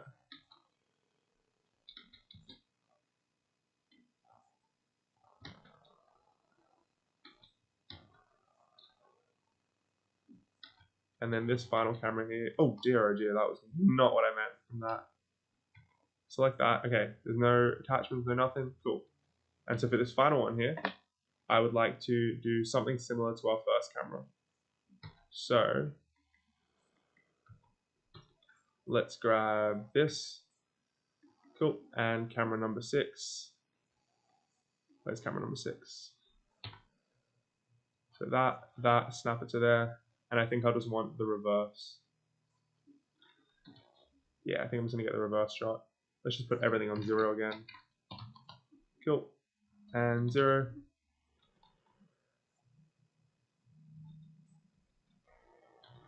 Beautiful. This way. Cool. We're going to go 90, bang, bang. Oh, silly me. Sorry, this is what we're supposed to do. We're supposed to parent it to that empty there. Lovely.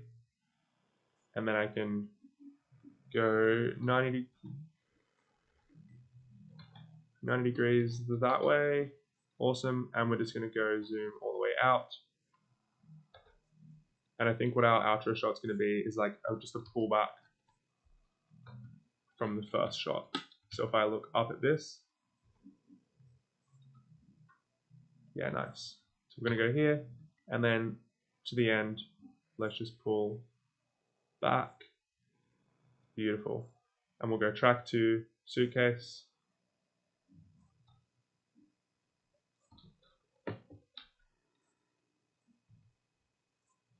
No, I want to track to something a little bit higher on the Suitcase. I want to track to that. I might just need to pull another empty in there, won't I? Yeah, that's fine. Set it to, snap it to that. Cool. Nope, no. Snap that to that. And pull that up a little bit. Oh, by the way, Zillion, I found a playlist.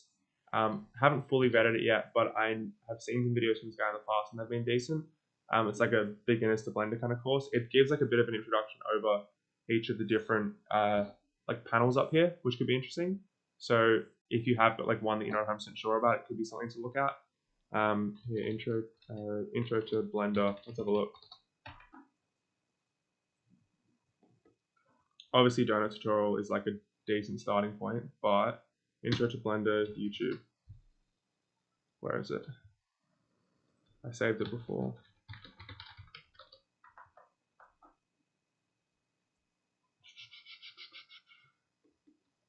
Yeah, there's quite a few playlists that came up when I saw this. Blender themselves, oh, actually, yeah, as well. Blender themselves have a few like fundamentals, like starting points, which can be good to learn as well. Oh, where the fuck is this? When I finish this animation, I'll find it because it seems to not be coming up anymore. I saved it somewhere earlier. All right, just remind me at the end of the stream, and I'll pull it up because that seemed pretty cool when I looked at it earlier. Let's just go track to this empty here. Beautiful. And we'll go linear.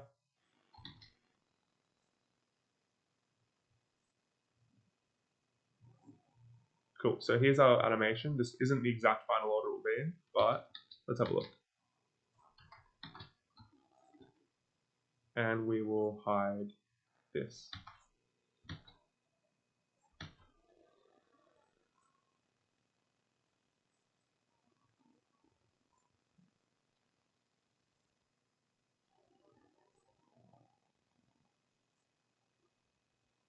I think I need one more shot in there. It needs another shot. 100%. 100% needs one more shot. Cool. So I'm going to grab this camera here. I'm going to move it to here. And we'll end her on frame 400. It just needs something to break up, like, because we don't want to go from a small little shot there. Yeah. We want to have something that's going to break up that super close up to super far away shot. So what I'll do is, I think what I'm going to do is I'm just going to do one here of the details. Yeah. So we'll have like a little, like a push again. Cool. So I'm going to go here.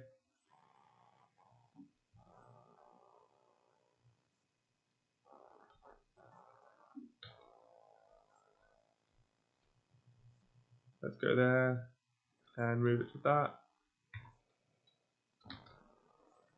That's way too quick.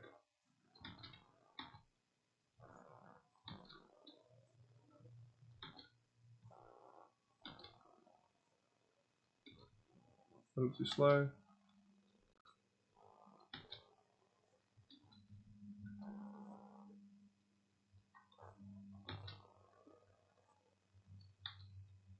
Interesting. Interesting. Let's have a look here.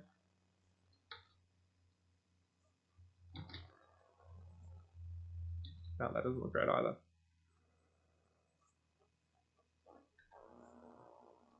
let's go there and let's just send this guy out a little bit. Cool. Yeah, okay, cool. I think we're good with that. So,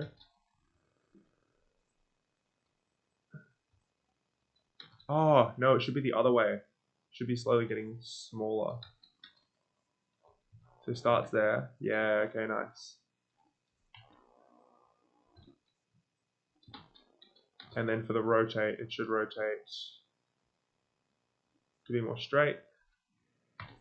Cool.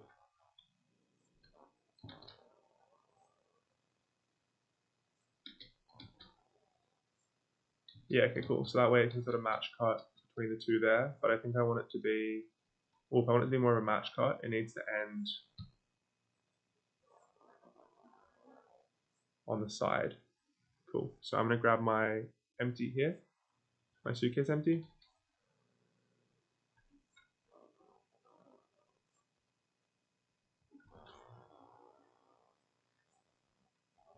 No, okay. So yeah, okay, here. What I want to do is I want to go match cuts here, here, and here. So we're going to have the word July on the handle. We're going to have July. Thank you for saying this in a turn out great. I'm going to have July here on the wheels. Cool. So let's go there.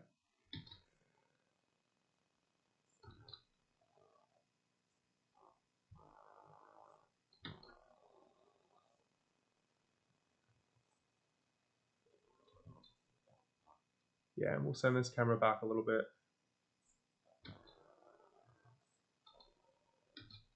And we'll grab this one, and it's going to start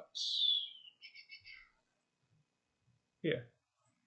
Like that. So because we're ending with this, we can have it as a bezier.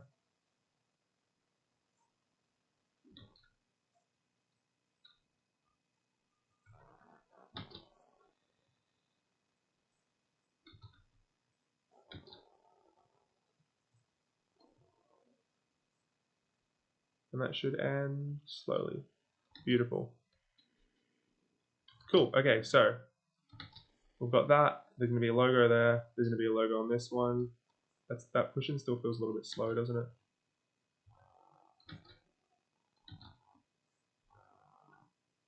Let's make that linear again.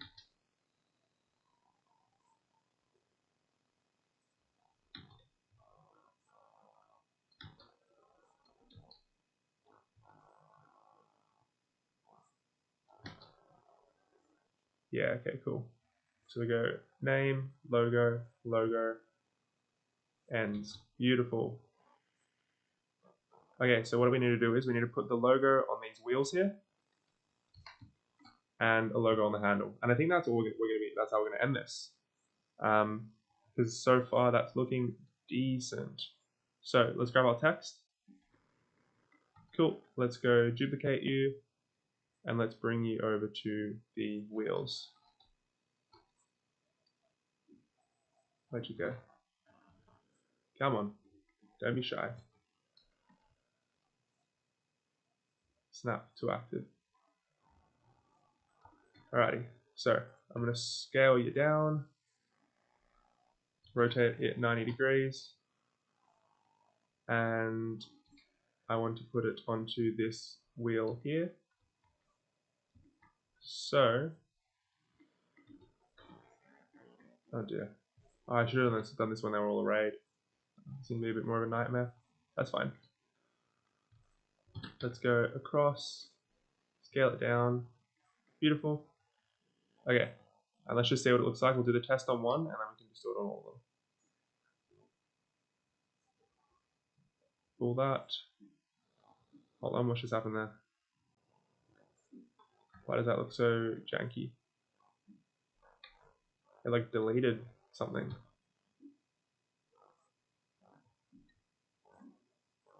Okay, that works fine. Cool.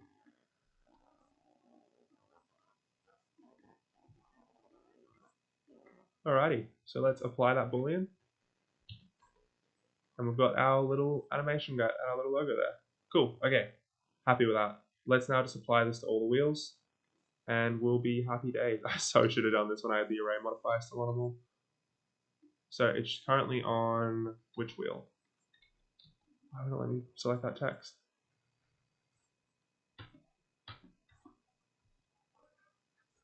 Strange that just hit everything. Alright, so it's on that wheel there. Let's go to here, local, and we will send it in to the other wheel. Oh, I need to flip that, I know. Why 180? We render the animation offline. 100,000% this will be rendered offline, unfortunately. So I'm going to jump back on tomorrow. Today's Thursday Sydney time, right? I'm starting to lose count of the days. What day is today? Okay, I hope today's Thursday. Today's Thursday. Okay, beautiful. God, I went a little crazy there for a second. Yeah, so absolutely I'll be jumping online tomorrow to show the render of this. But I also do, it will be potentially an earlier stream. I think I'll probably be going from, let's see, I'll be finishing probably when I started today. So I'll be finishing 5 p.m. Sydney time, which time in the UK. Yeah, so I'll be finishing around 8 a.m. UK time, 5 p.m. Sydney time, and I'll probably be starting about 2 hours before then, just because I've got somewhere to go tomorrow night, unfortunately. But we'll definitely be seeing what the outcome of this animation is, and I'm hoping, well, not hoping, I know, because, you know, manifest this and that, this is going to look great. Fingers crossed. So let's go flip it. And send it to the other side.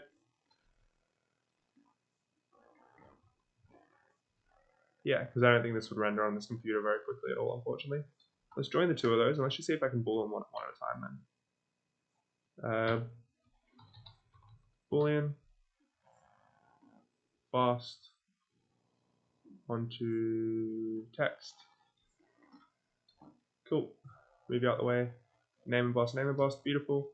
And let's go over to this tire. Snap selection to active. Let's go back into global, rotate it, then into local, move it. Dear oh dear. This little finicky lining up is the super not fun, difficult bit now.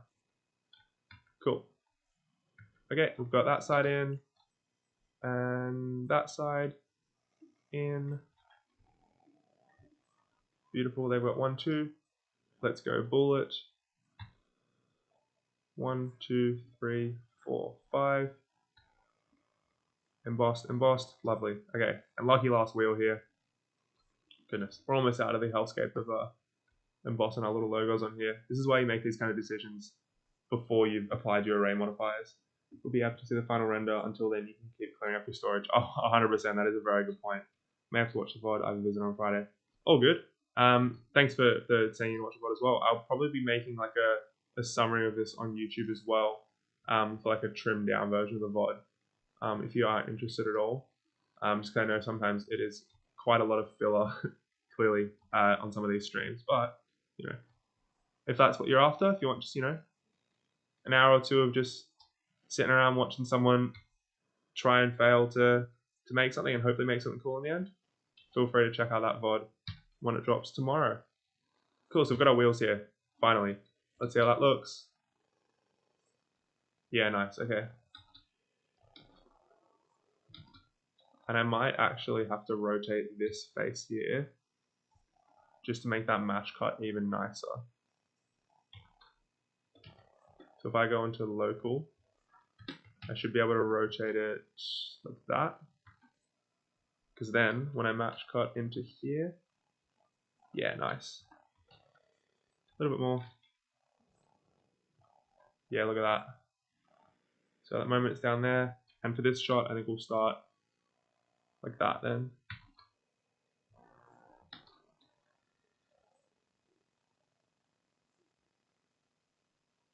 Cool.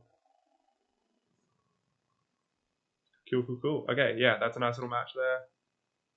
This one will have the camera go even quicker, actually.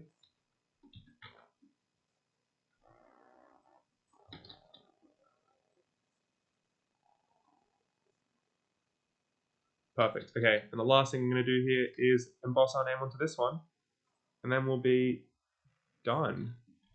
So let's grab this, hide that, grab this guy, and delete that. Beautiful. Set to origin, center of mass, and we're just going to snap you up to our handle and find where that text has appeared. Okay, so how might I attach this? Cool. So we're going to move this out. That. It's not my name at all, is it? Flip it the other way. There we go. So if I go into side view, maybe let's just isolate these two.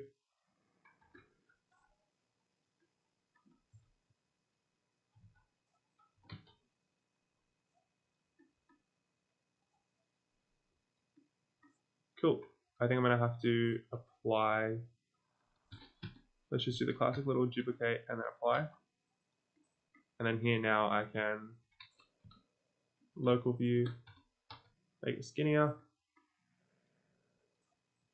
bring it out a smidge, and we can now emboss that in.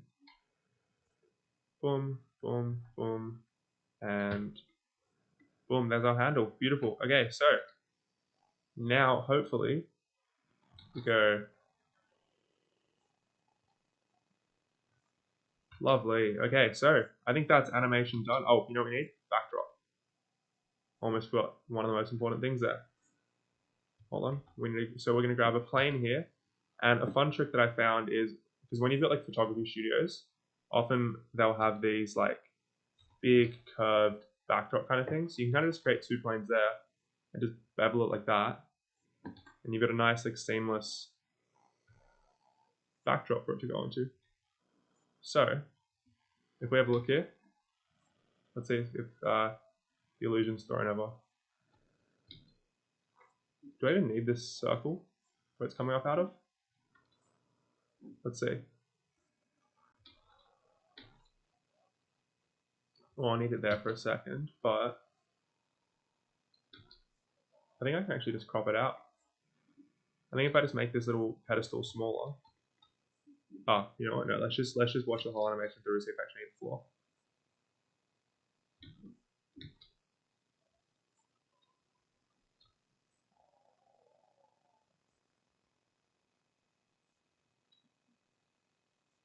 I don't think I need the floor. Cool. So let's yeah, because it's not super necessary there. If I put it back on, you can't tell the difference. So the only place where it's necessary is this little section here. What I can just do instead is, if I grab the base of this, delete that, and then just make the pedestal go down until I can't see it anymore. Let's have a look.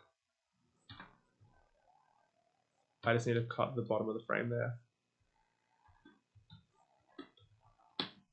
So that should be a little rotate X up, a smidge, perfect. Okay, let's have a look. There's still like a little bit of a glitch here that I can say going on. I'm not sure if you can tell. I'd love to see you messing with the nodes. Probably the hardest thing I've faced when trying out Blender. Nodes as in like compositing nodes or geo nodes, or which side do you mean? Because yeah, or like material nodes, because there's 3 different components there, each which all have their frustrating little quirks and qualms they come along with. There's like a weird little dip that's going on here as well. Isn't there? Can you see that? It's like here. I think it's when this thing stops. Yeah, that's going to be more of a Bezier curve. There we go. And that's done the trick.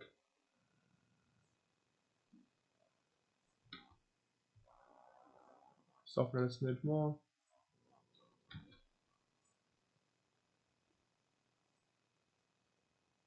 Yeah, nice. Okay.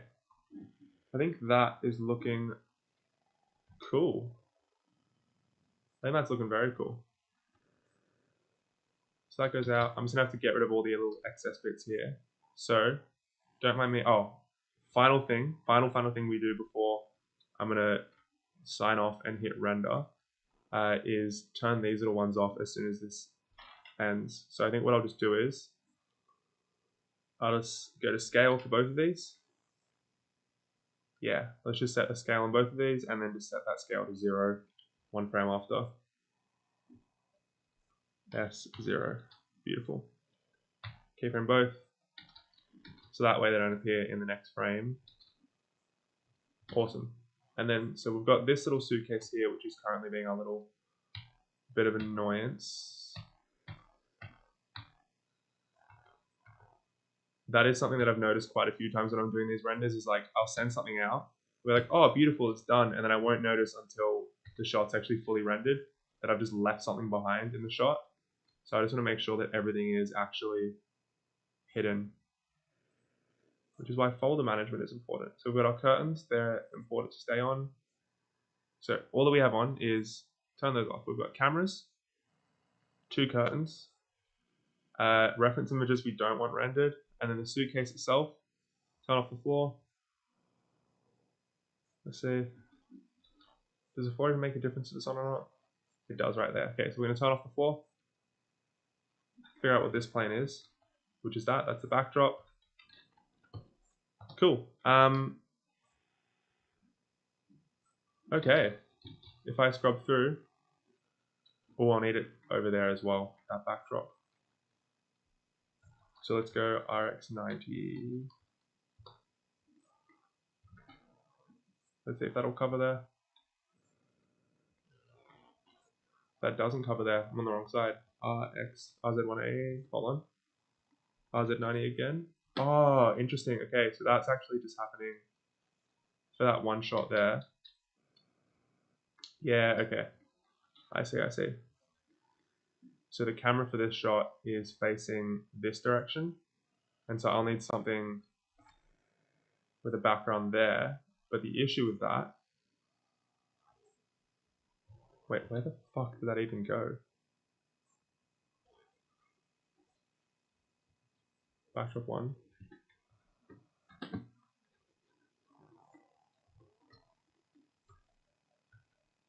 I move it over to there, is that coming up here? Yeah, cool. So I think the issue with this as a backdrop would be that the camera is going to be in the way later. Let's see. Yeah, okay. Let's just shimmy that over. Let's have a look what this is going to look like. Yeah, see right there? That's where it blocks the camera. So what I might just do is move this out even further.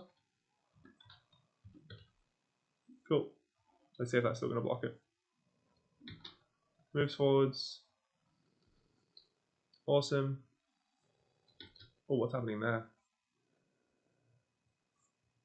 There's a shadow issue there. Yeah, no, that's not right. Okay, scratch that. These backdrops aren't going to work. I'm going to delete both of these. And I think I'm just going to use a big sphere instead. I think that's probably the best route. So if I just grab a circle, give it a bit more geo, and just scale it up to like 100. There we go. That way we can have a background the whole time. And pop some lights in there and it can actually look decent. Cool. So what we want to do now is just give this a texture on the background. So I might give it a nice like light yellow color there. Cool. And then this pedestal here, let's give these guys some velvet textures first of all. So there should be a, I just go velvet up here because I know there used to be a velvet section in Blender, but it's no longer a thing. Let's go to this red here. Yeah, that'll do. Velvet. Unwrap. Unwrap. Cool. So in those curtains, pull aside.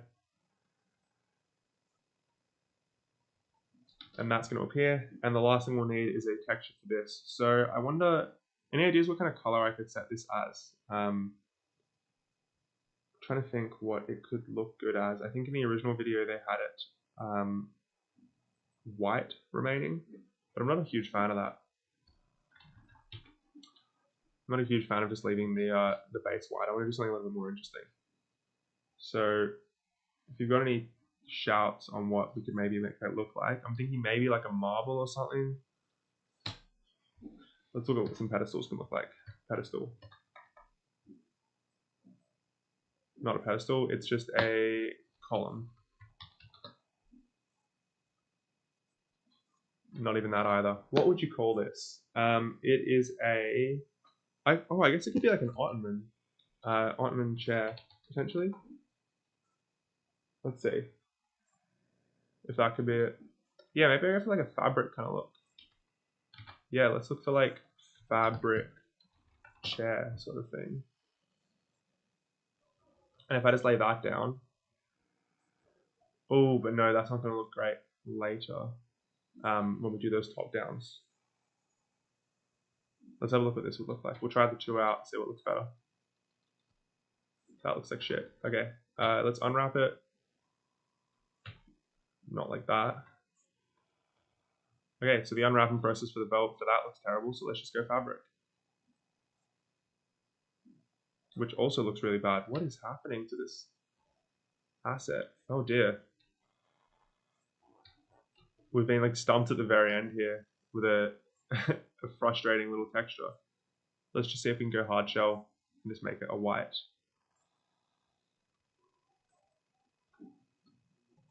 Okay. So we peel open.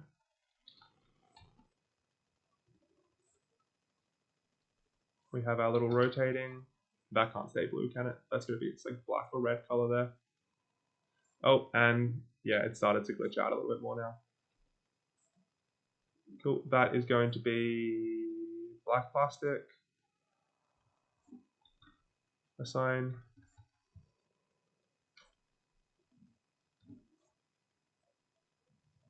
Cool.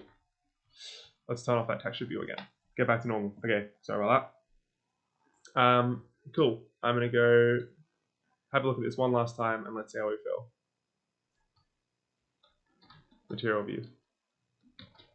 So we push in to our suitcase. Rotates. Oh, let's turn playback to frame dropping.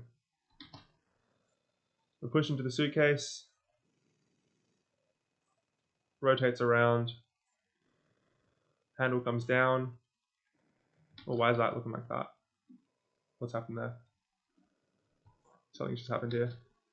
That comes down. Does the camera stop early? No, it doesn't. Okay, let's just move that to there. Oh, there's no pass through, that's why.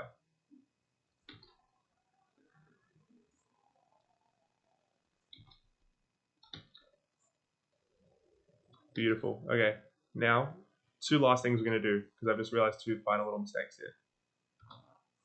First one, this handle here needs to be a different color. Oh my god, it's all gone to shit. So, this handle, not loving the color, needs to be something different. Oh my god, this is going like full crazy mode now. So, I want to grab this, and let's go select here, and just increase our selection. Cool. And let's see if that's going to intrude there.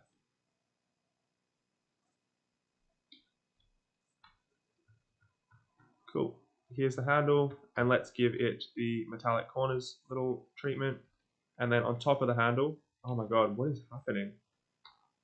Let's increase that there and give it a blue button of hard shell plastic. Perfect. So that's the second last thing we're going to do. Final one is I don't love the fact that the name here, not that one, this one, I think that should just be regular, like regular colored. And we'll just have the shadows kind of play it off. So if I just unwrap this, oh dear, I fucked the texture. Oh, I big time screwed this.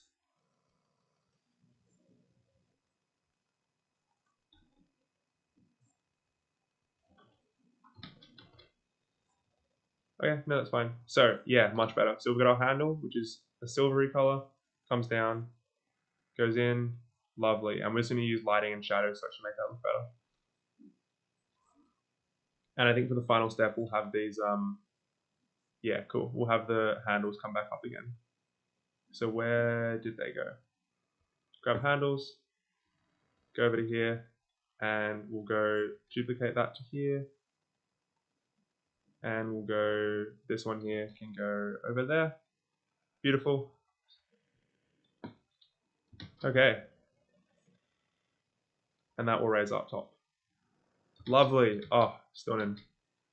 Stunning, stunning, stunning. And I think we'll have the suitcase rotate as well one final time.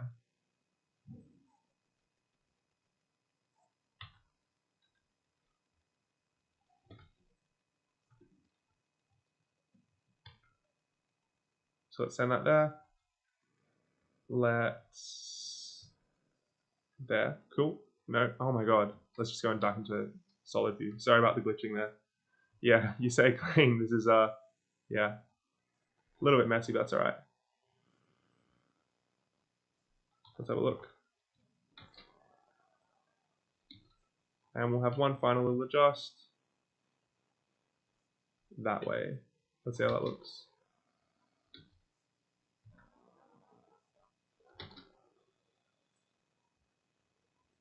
There we go. Okay, so let's have a look at this final animation here. Rotates up, we push in. Oh, hold on. Was that a glitch just there? No, okay. Final animation. Here we go. Let's have a look. So, curtains open.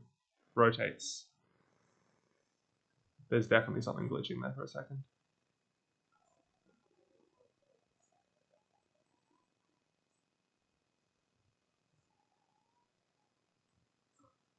Cool. Okay.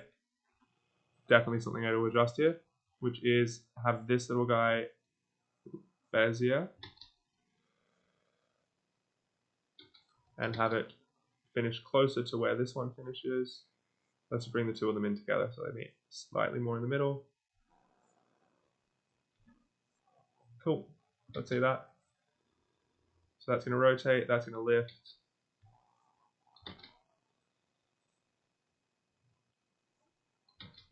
That should be a little bit slower.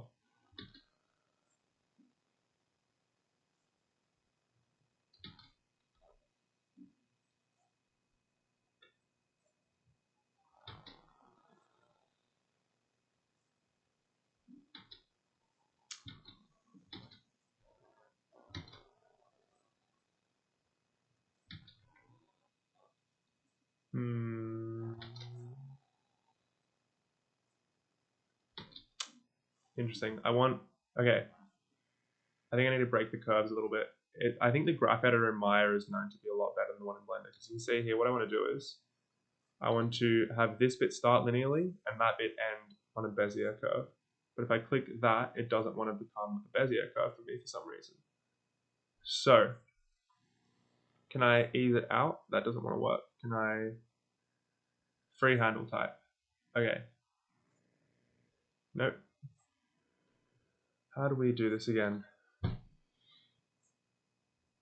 Not auto clamped, not aligned. If I do just make it free, can I curve that at all? No. Where are like my extended handles? I'm sort of confused what's happening here. So I want this keyframe on its own. And I want to, yeah, this keyframe. Right hand should be,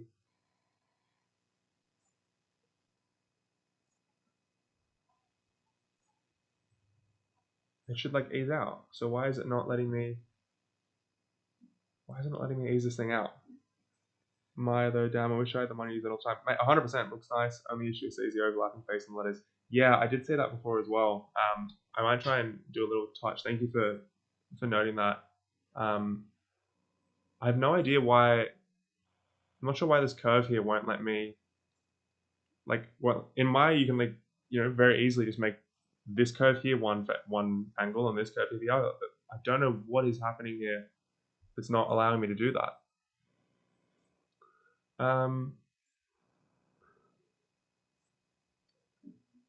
That's so frustrating. Let's go Z rotation. No, okay. Camera's fine. It's literally just this bit here. I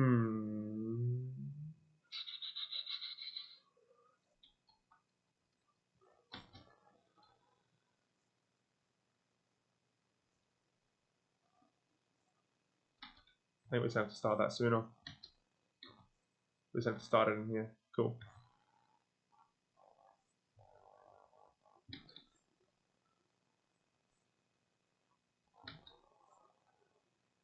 Yeah, okay, that's better. So that looks decent. Last thing, okay, I'm like repeating myself here a lot now. Yeah, this text here has some like overlapping geo. You're absolutely right. So let's figure out why that is and how we can clean it. That doesn't want to work. It's like just a really shitty Boolean thing that I did earlier. Oh, hold on, that worked actually. If I just go that and go select by similar area, no, by similar perimeter, potentially? No, okay. Can I like, there's no like sort of special selection I can do, is there at all? No, okay. Let's just go select all of this and we'll just deselect what we don't need at the end. Cool, so I've got 1, 2, get rid of that, get rid of that, get rid of that. Delete that. Where did it go? Oh, it's just made a hole in the geo there. That's not what I want. What the fuck is happening here? If I go back to my navigation, I think it was.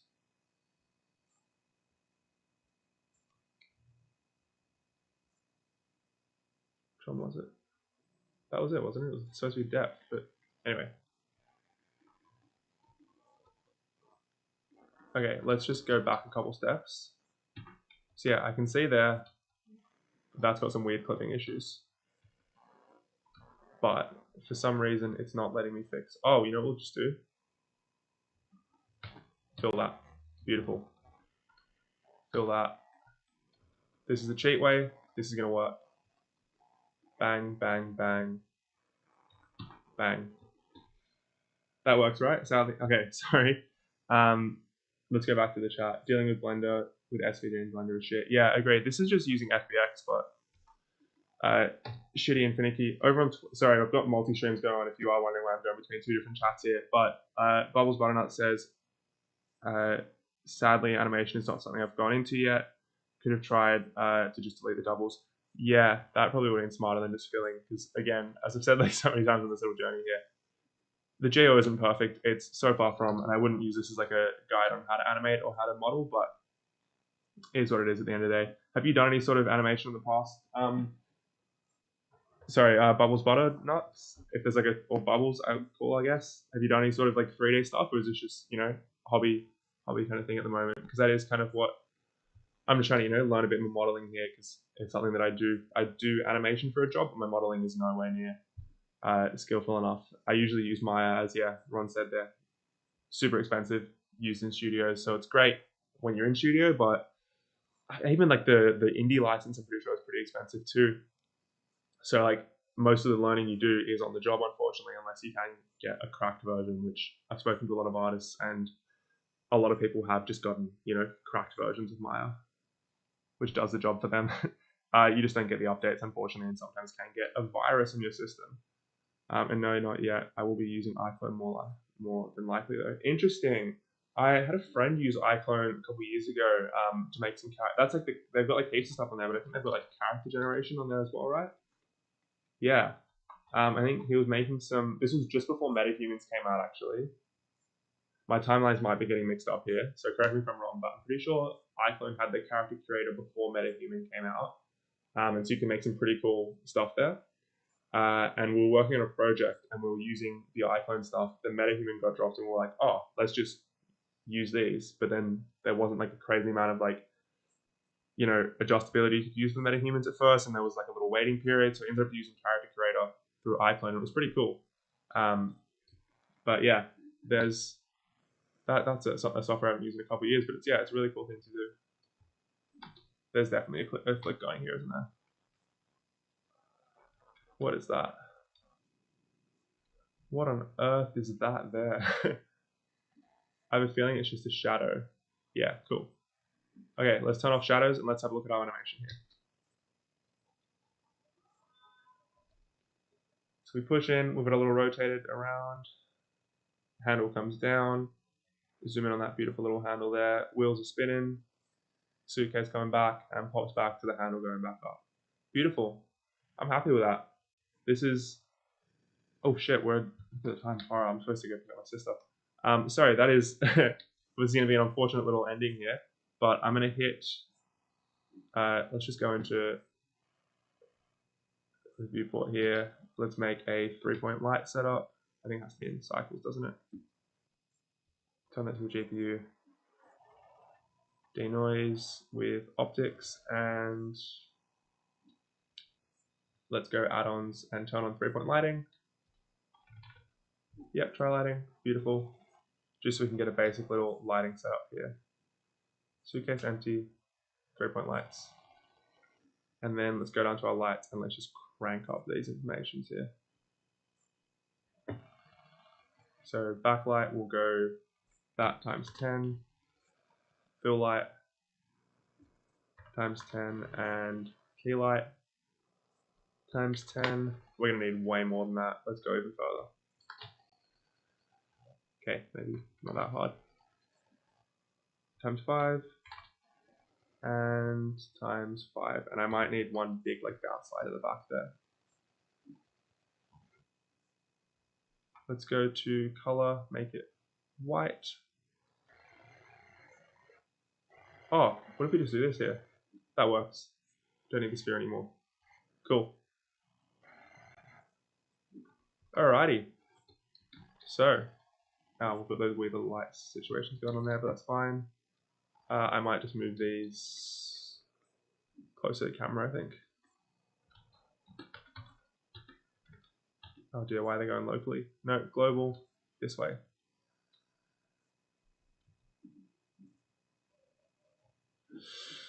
Okay, where are they?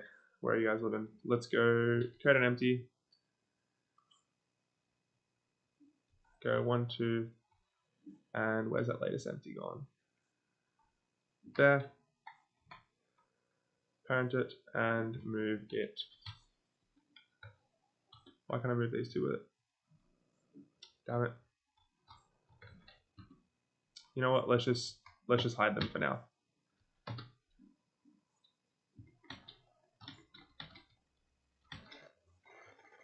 Cool. So here's what our final. We'll set a little render going on here. Love Blender, the render times are too much. Absolutely. That's why we're doing the renders for this offline, because these render times can be crazy. I actually started using Unreal Engine because of the render times being too slow in Blender. And the cool thing with Unreal, as you'd know, is you can get to a really cool, you can get to like a really good level of quality really quickly. But the issue is that you can get like 90% of the way really easily, but getting that final little 10% is where like the issues start to come. And essentially, we were doing a project at my first company, and it was cool because you could see what you were doing instantly. Like you had really good looking previews and really good looking layout work, and it'd look nice. But getting from that, oh, it looks cool, and like showing a director, oh, that looks really nice. Getting from that point to the final production level picture was unfortunately a lot more difficult than expected. And at the end of the day, it potentially would have been easier just doing the whole thing through like a traditional pipeline at the time, because as you're learning the technology, you try this, you fail this, and there's a lot more that goes into it. And that doesn't mean it definitely wasn't a waste of time. We learned so much, and there's definitely a lot that I would use Unreal for.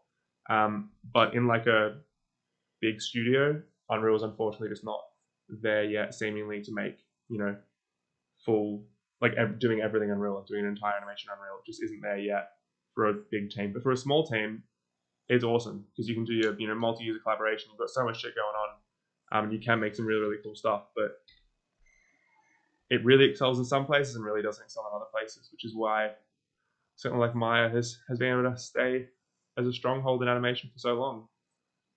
Why is that quality so low? Okay, I'm gonna bump this up to a 4K picture. Let's go GPU, cool.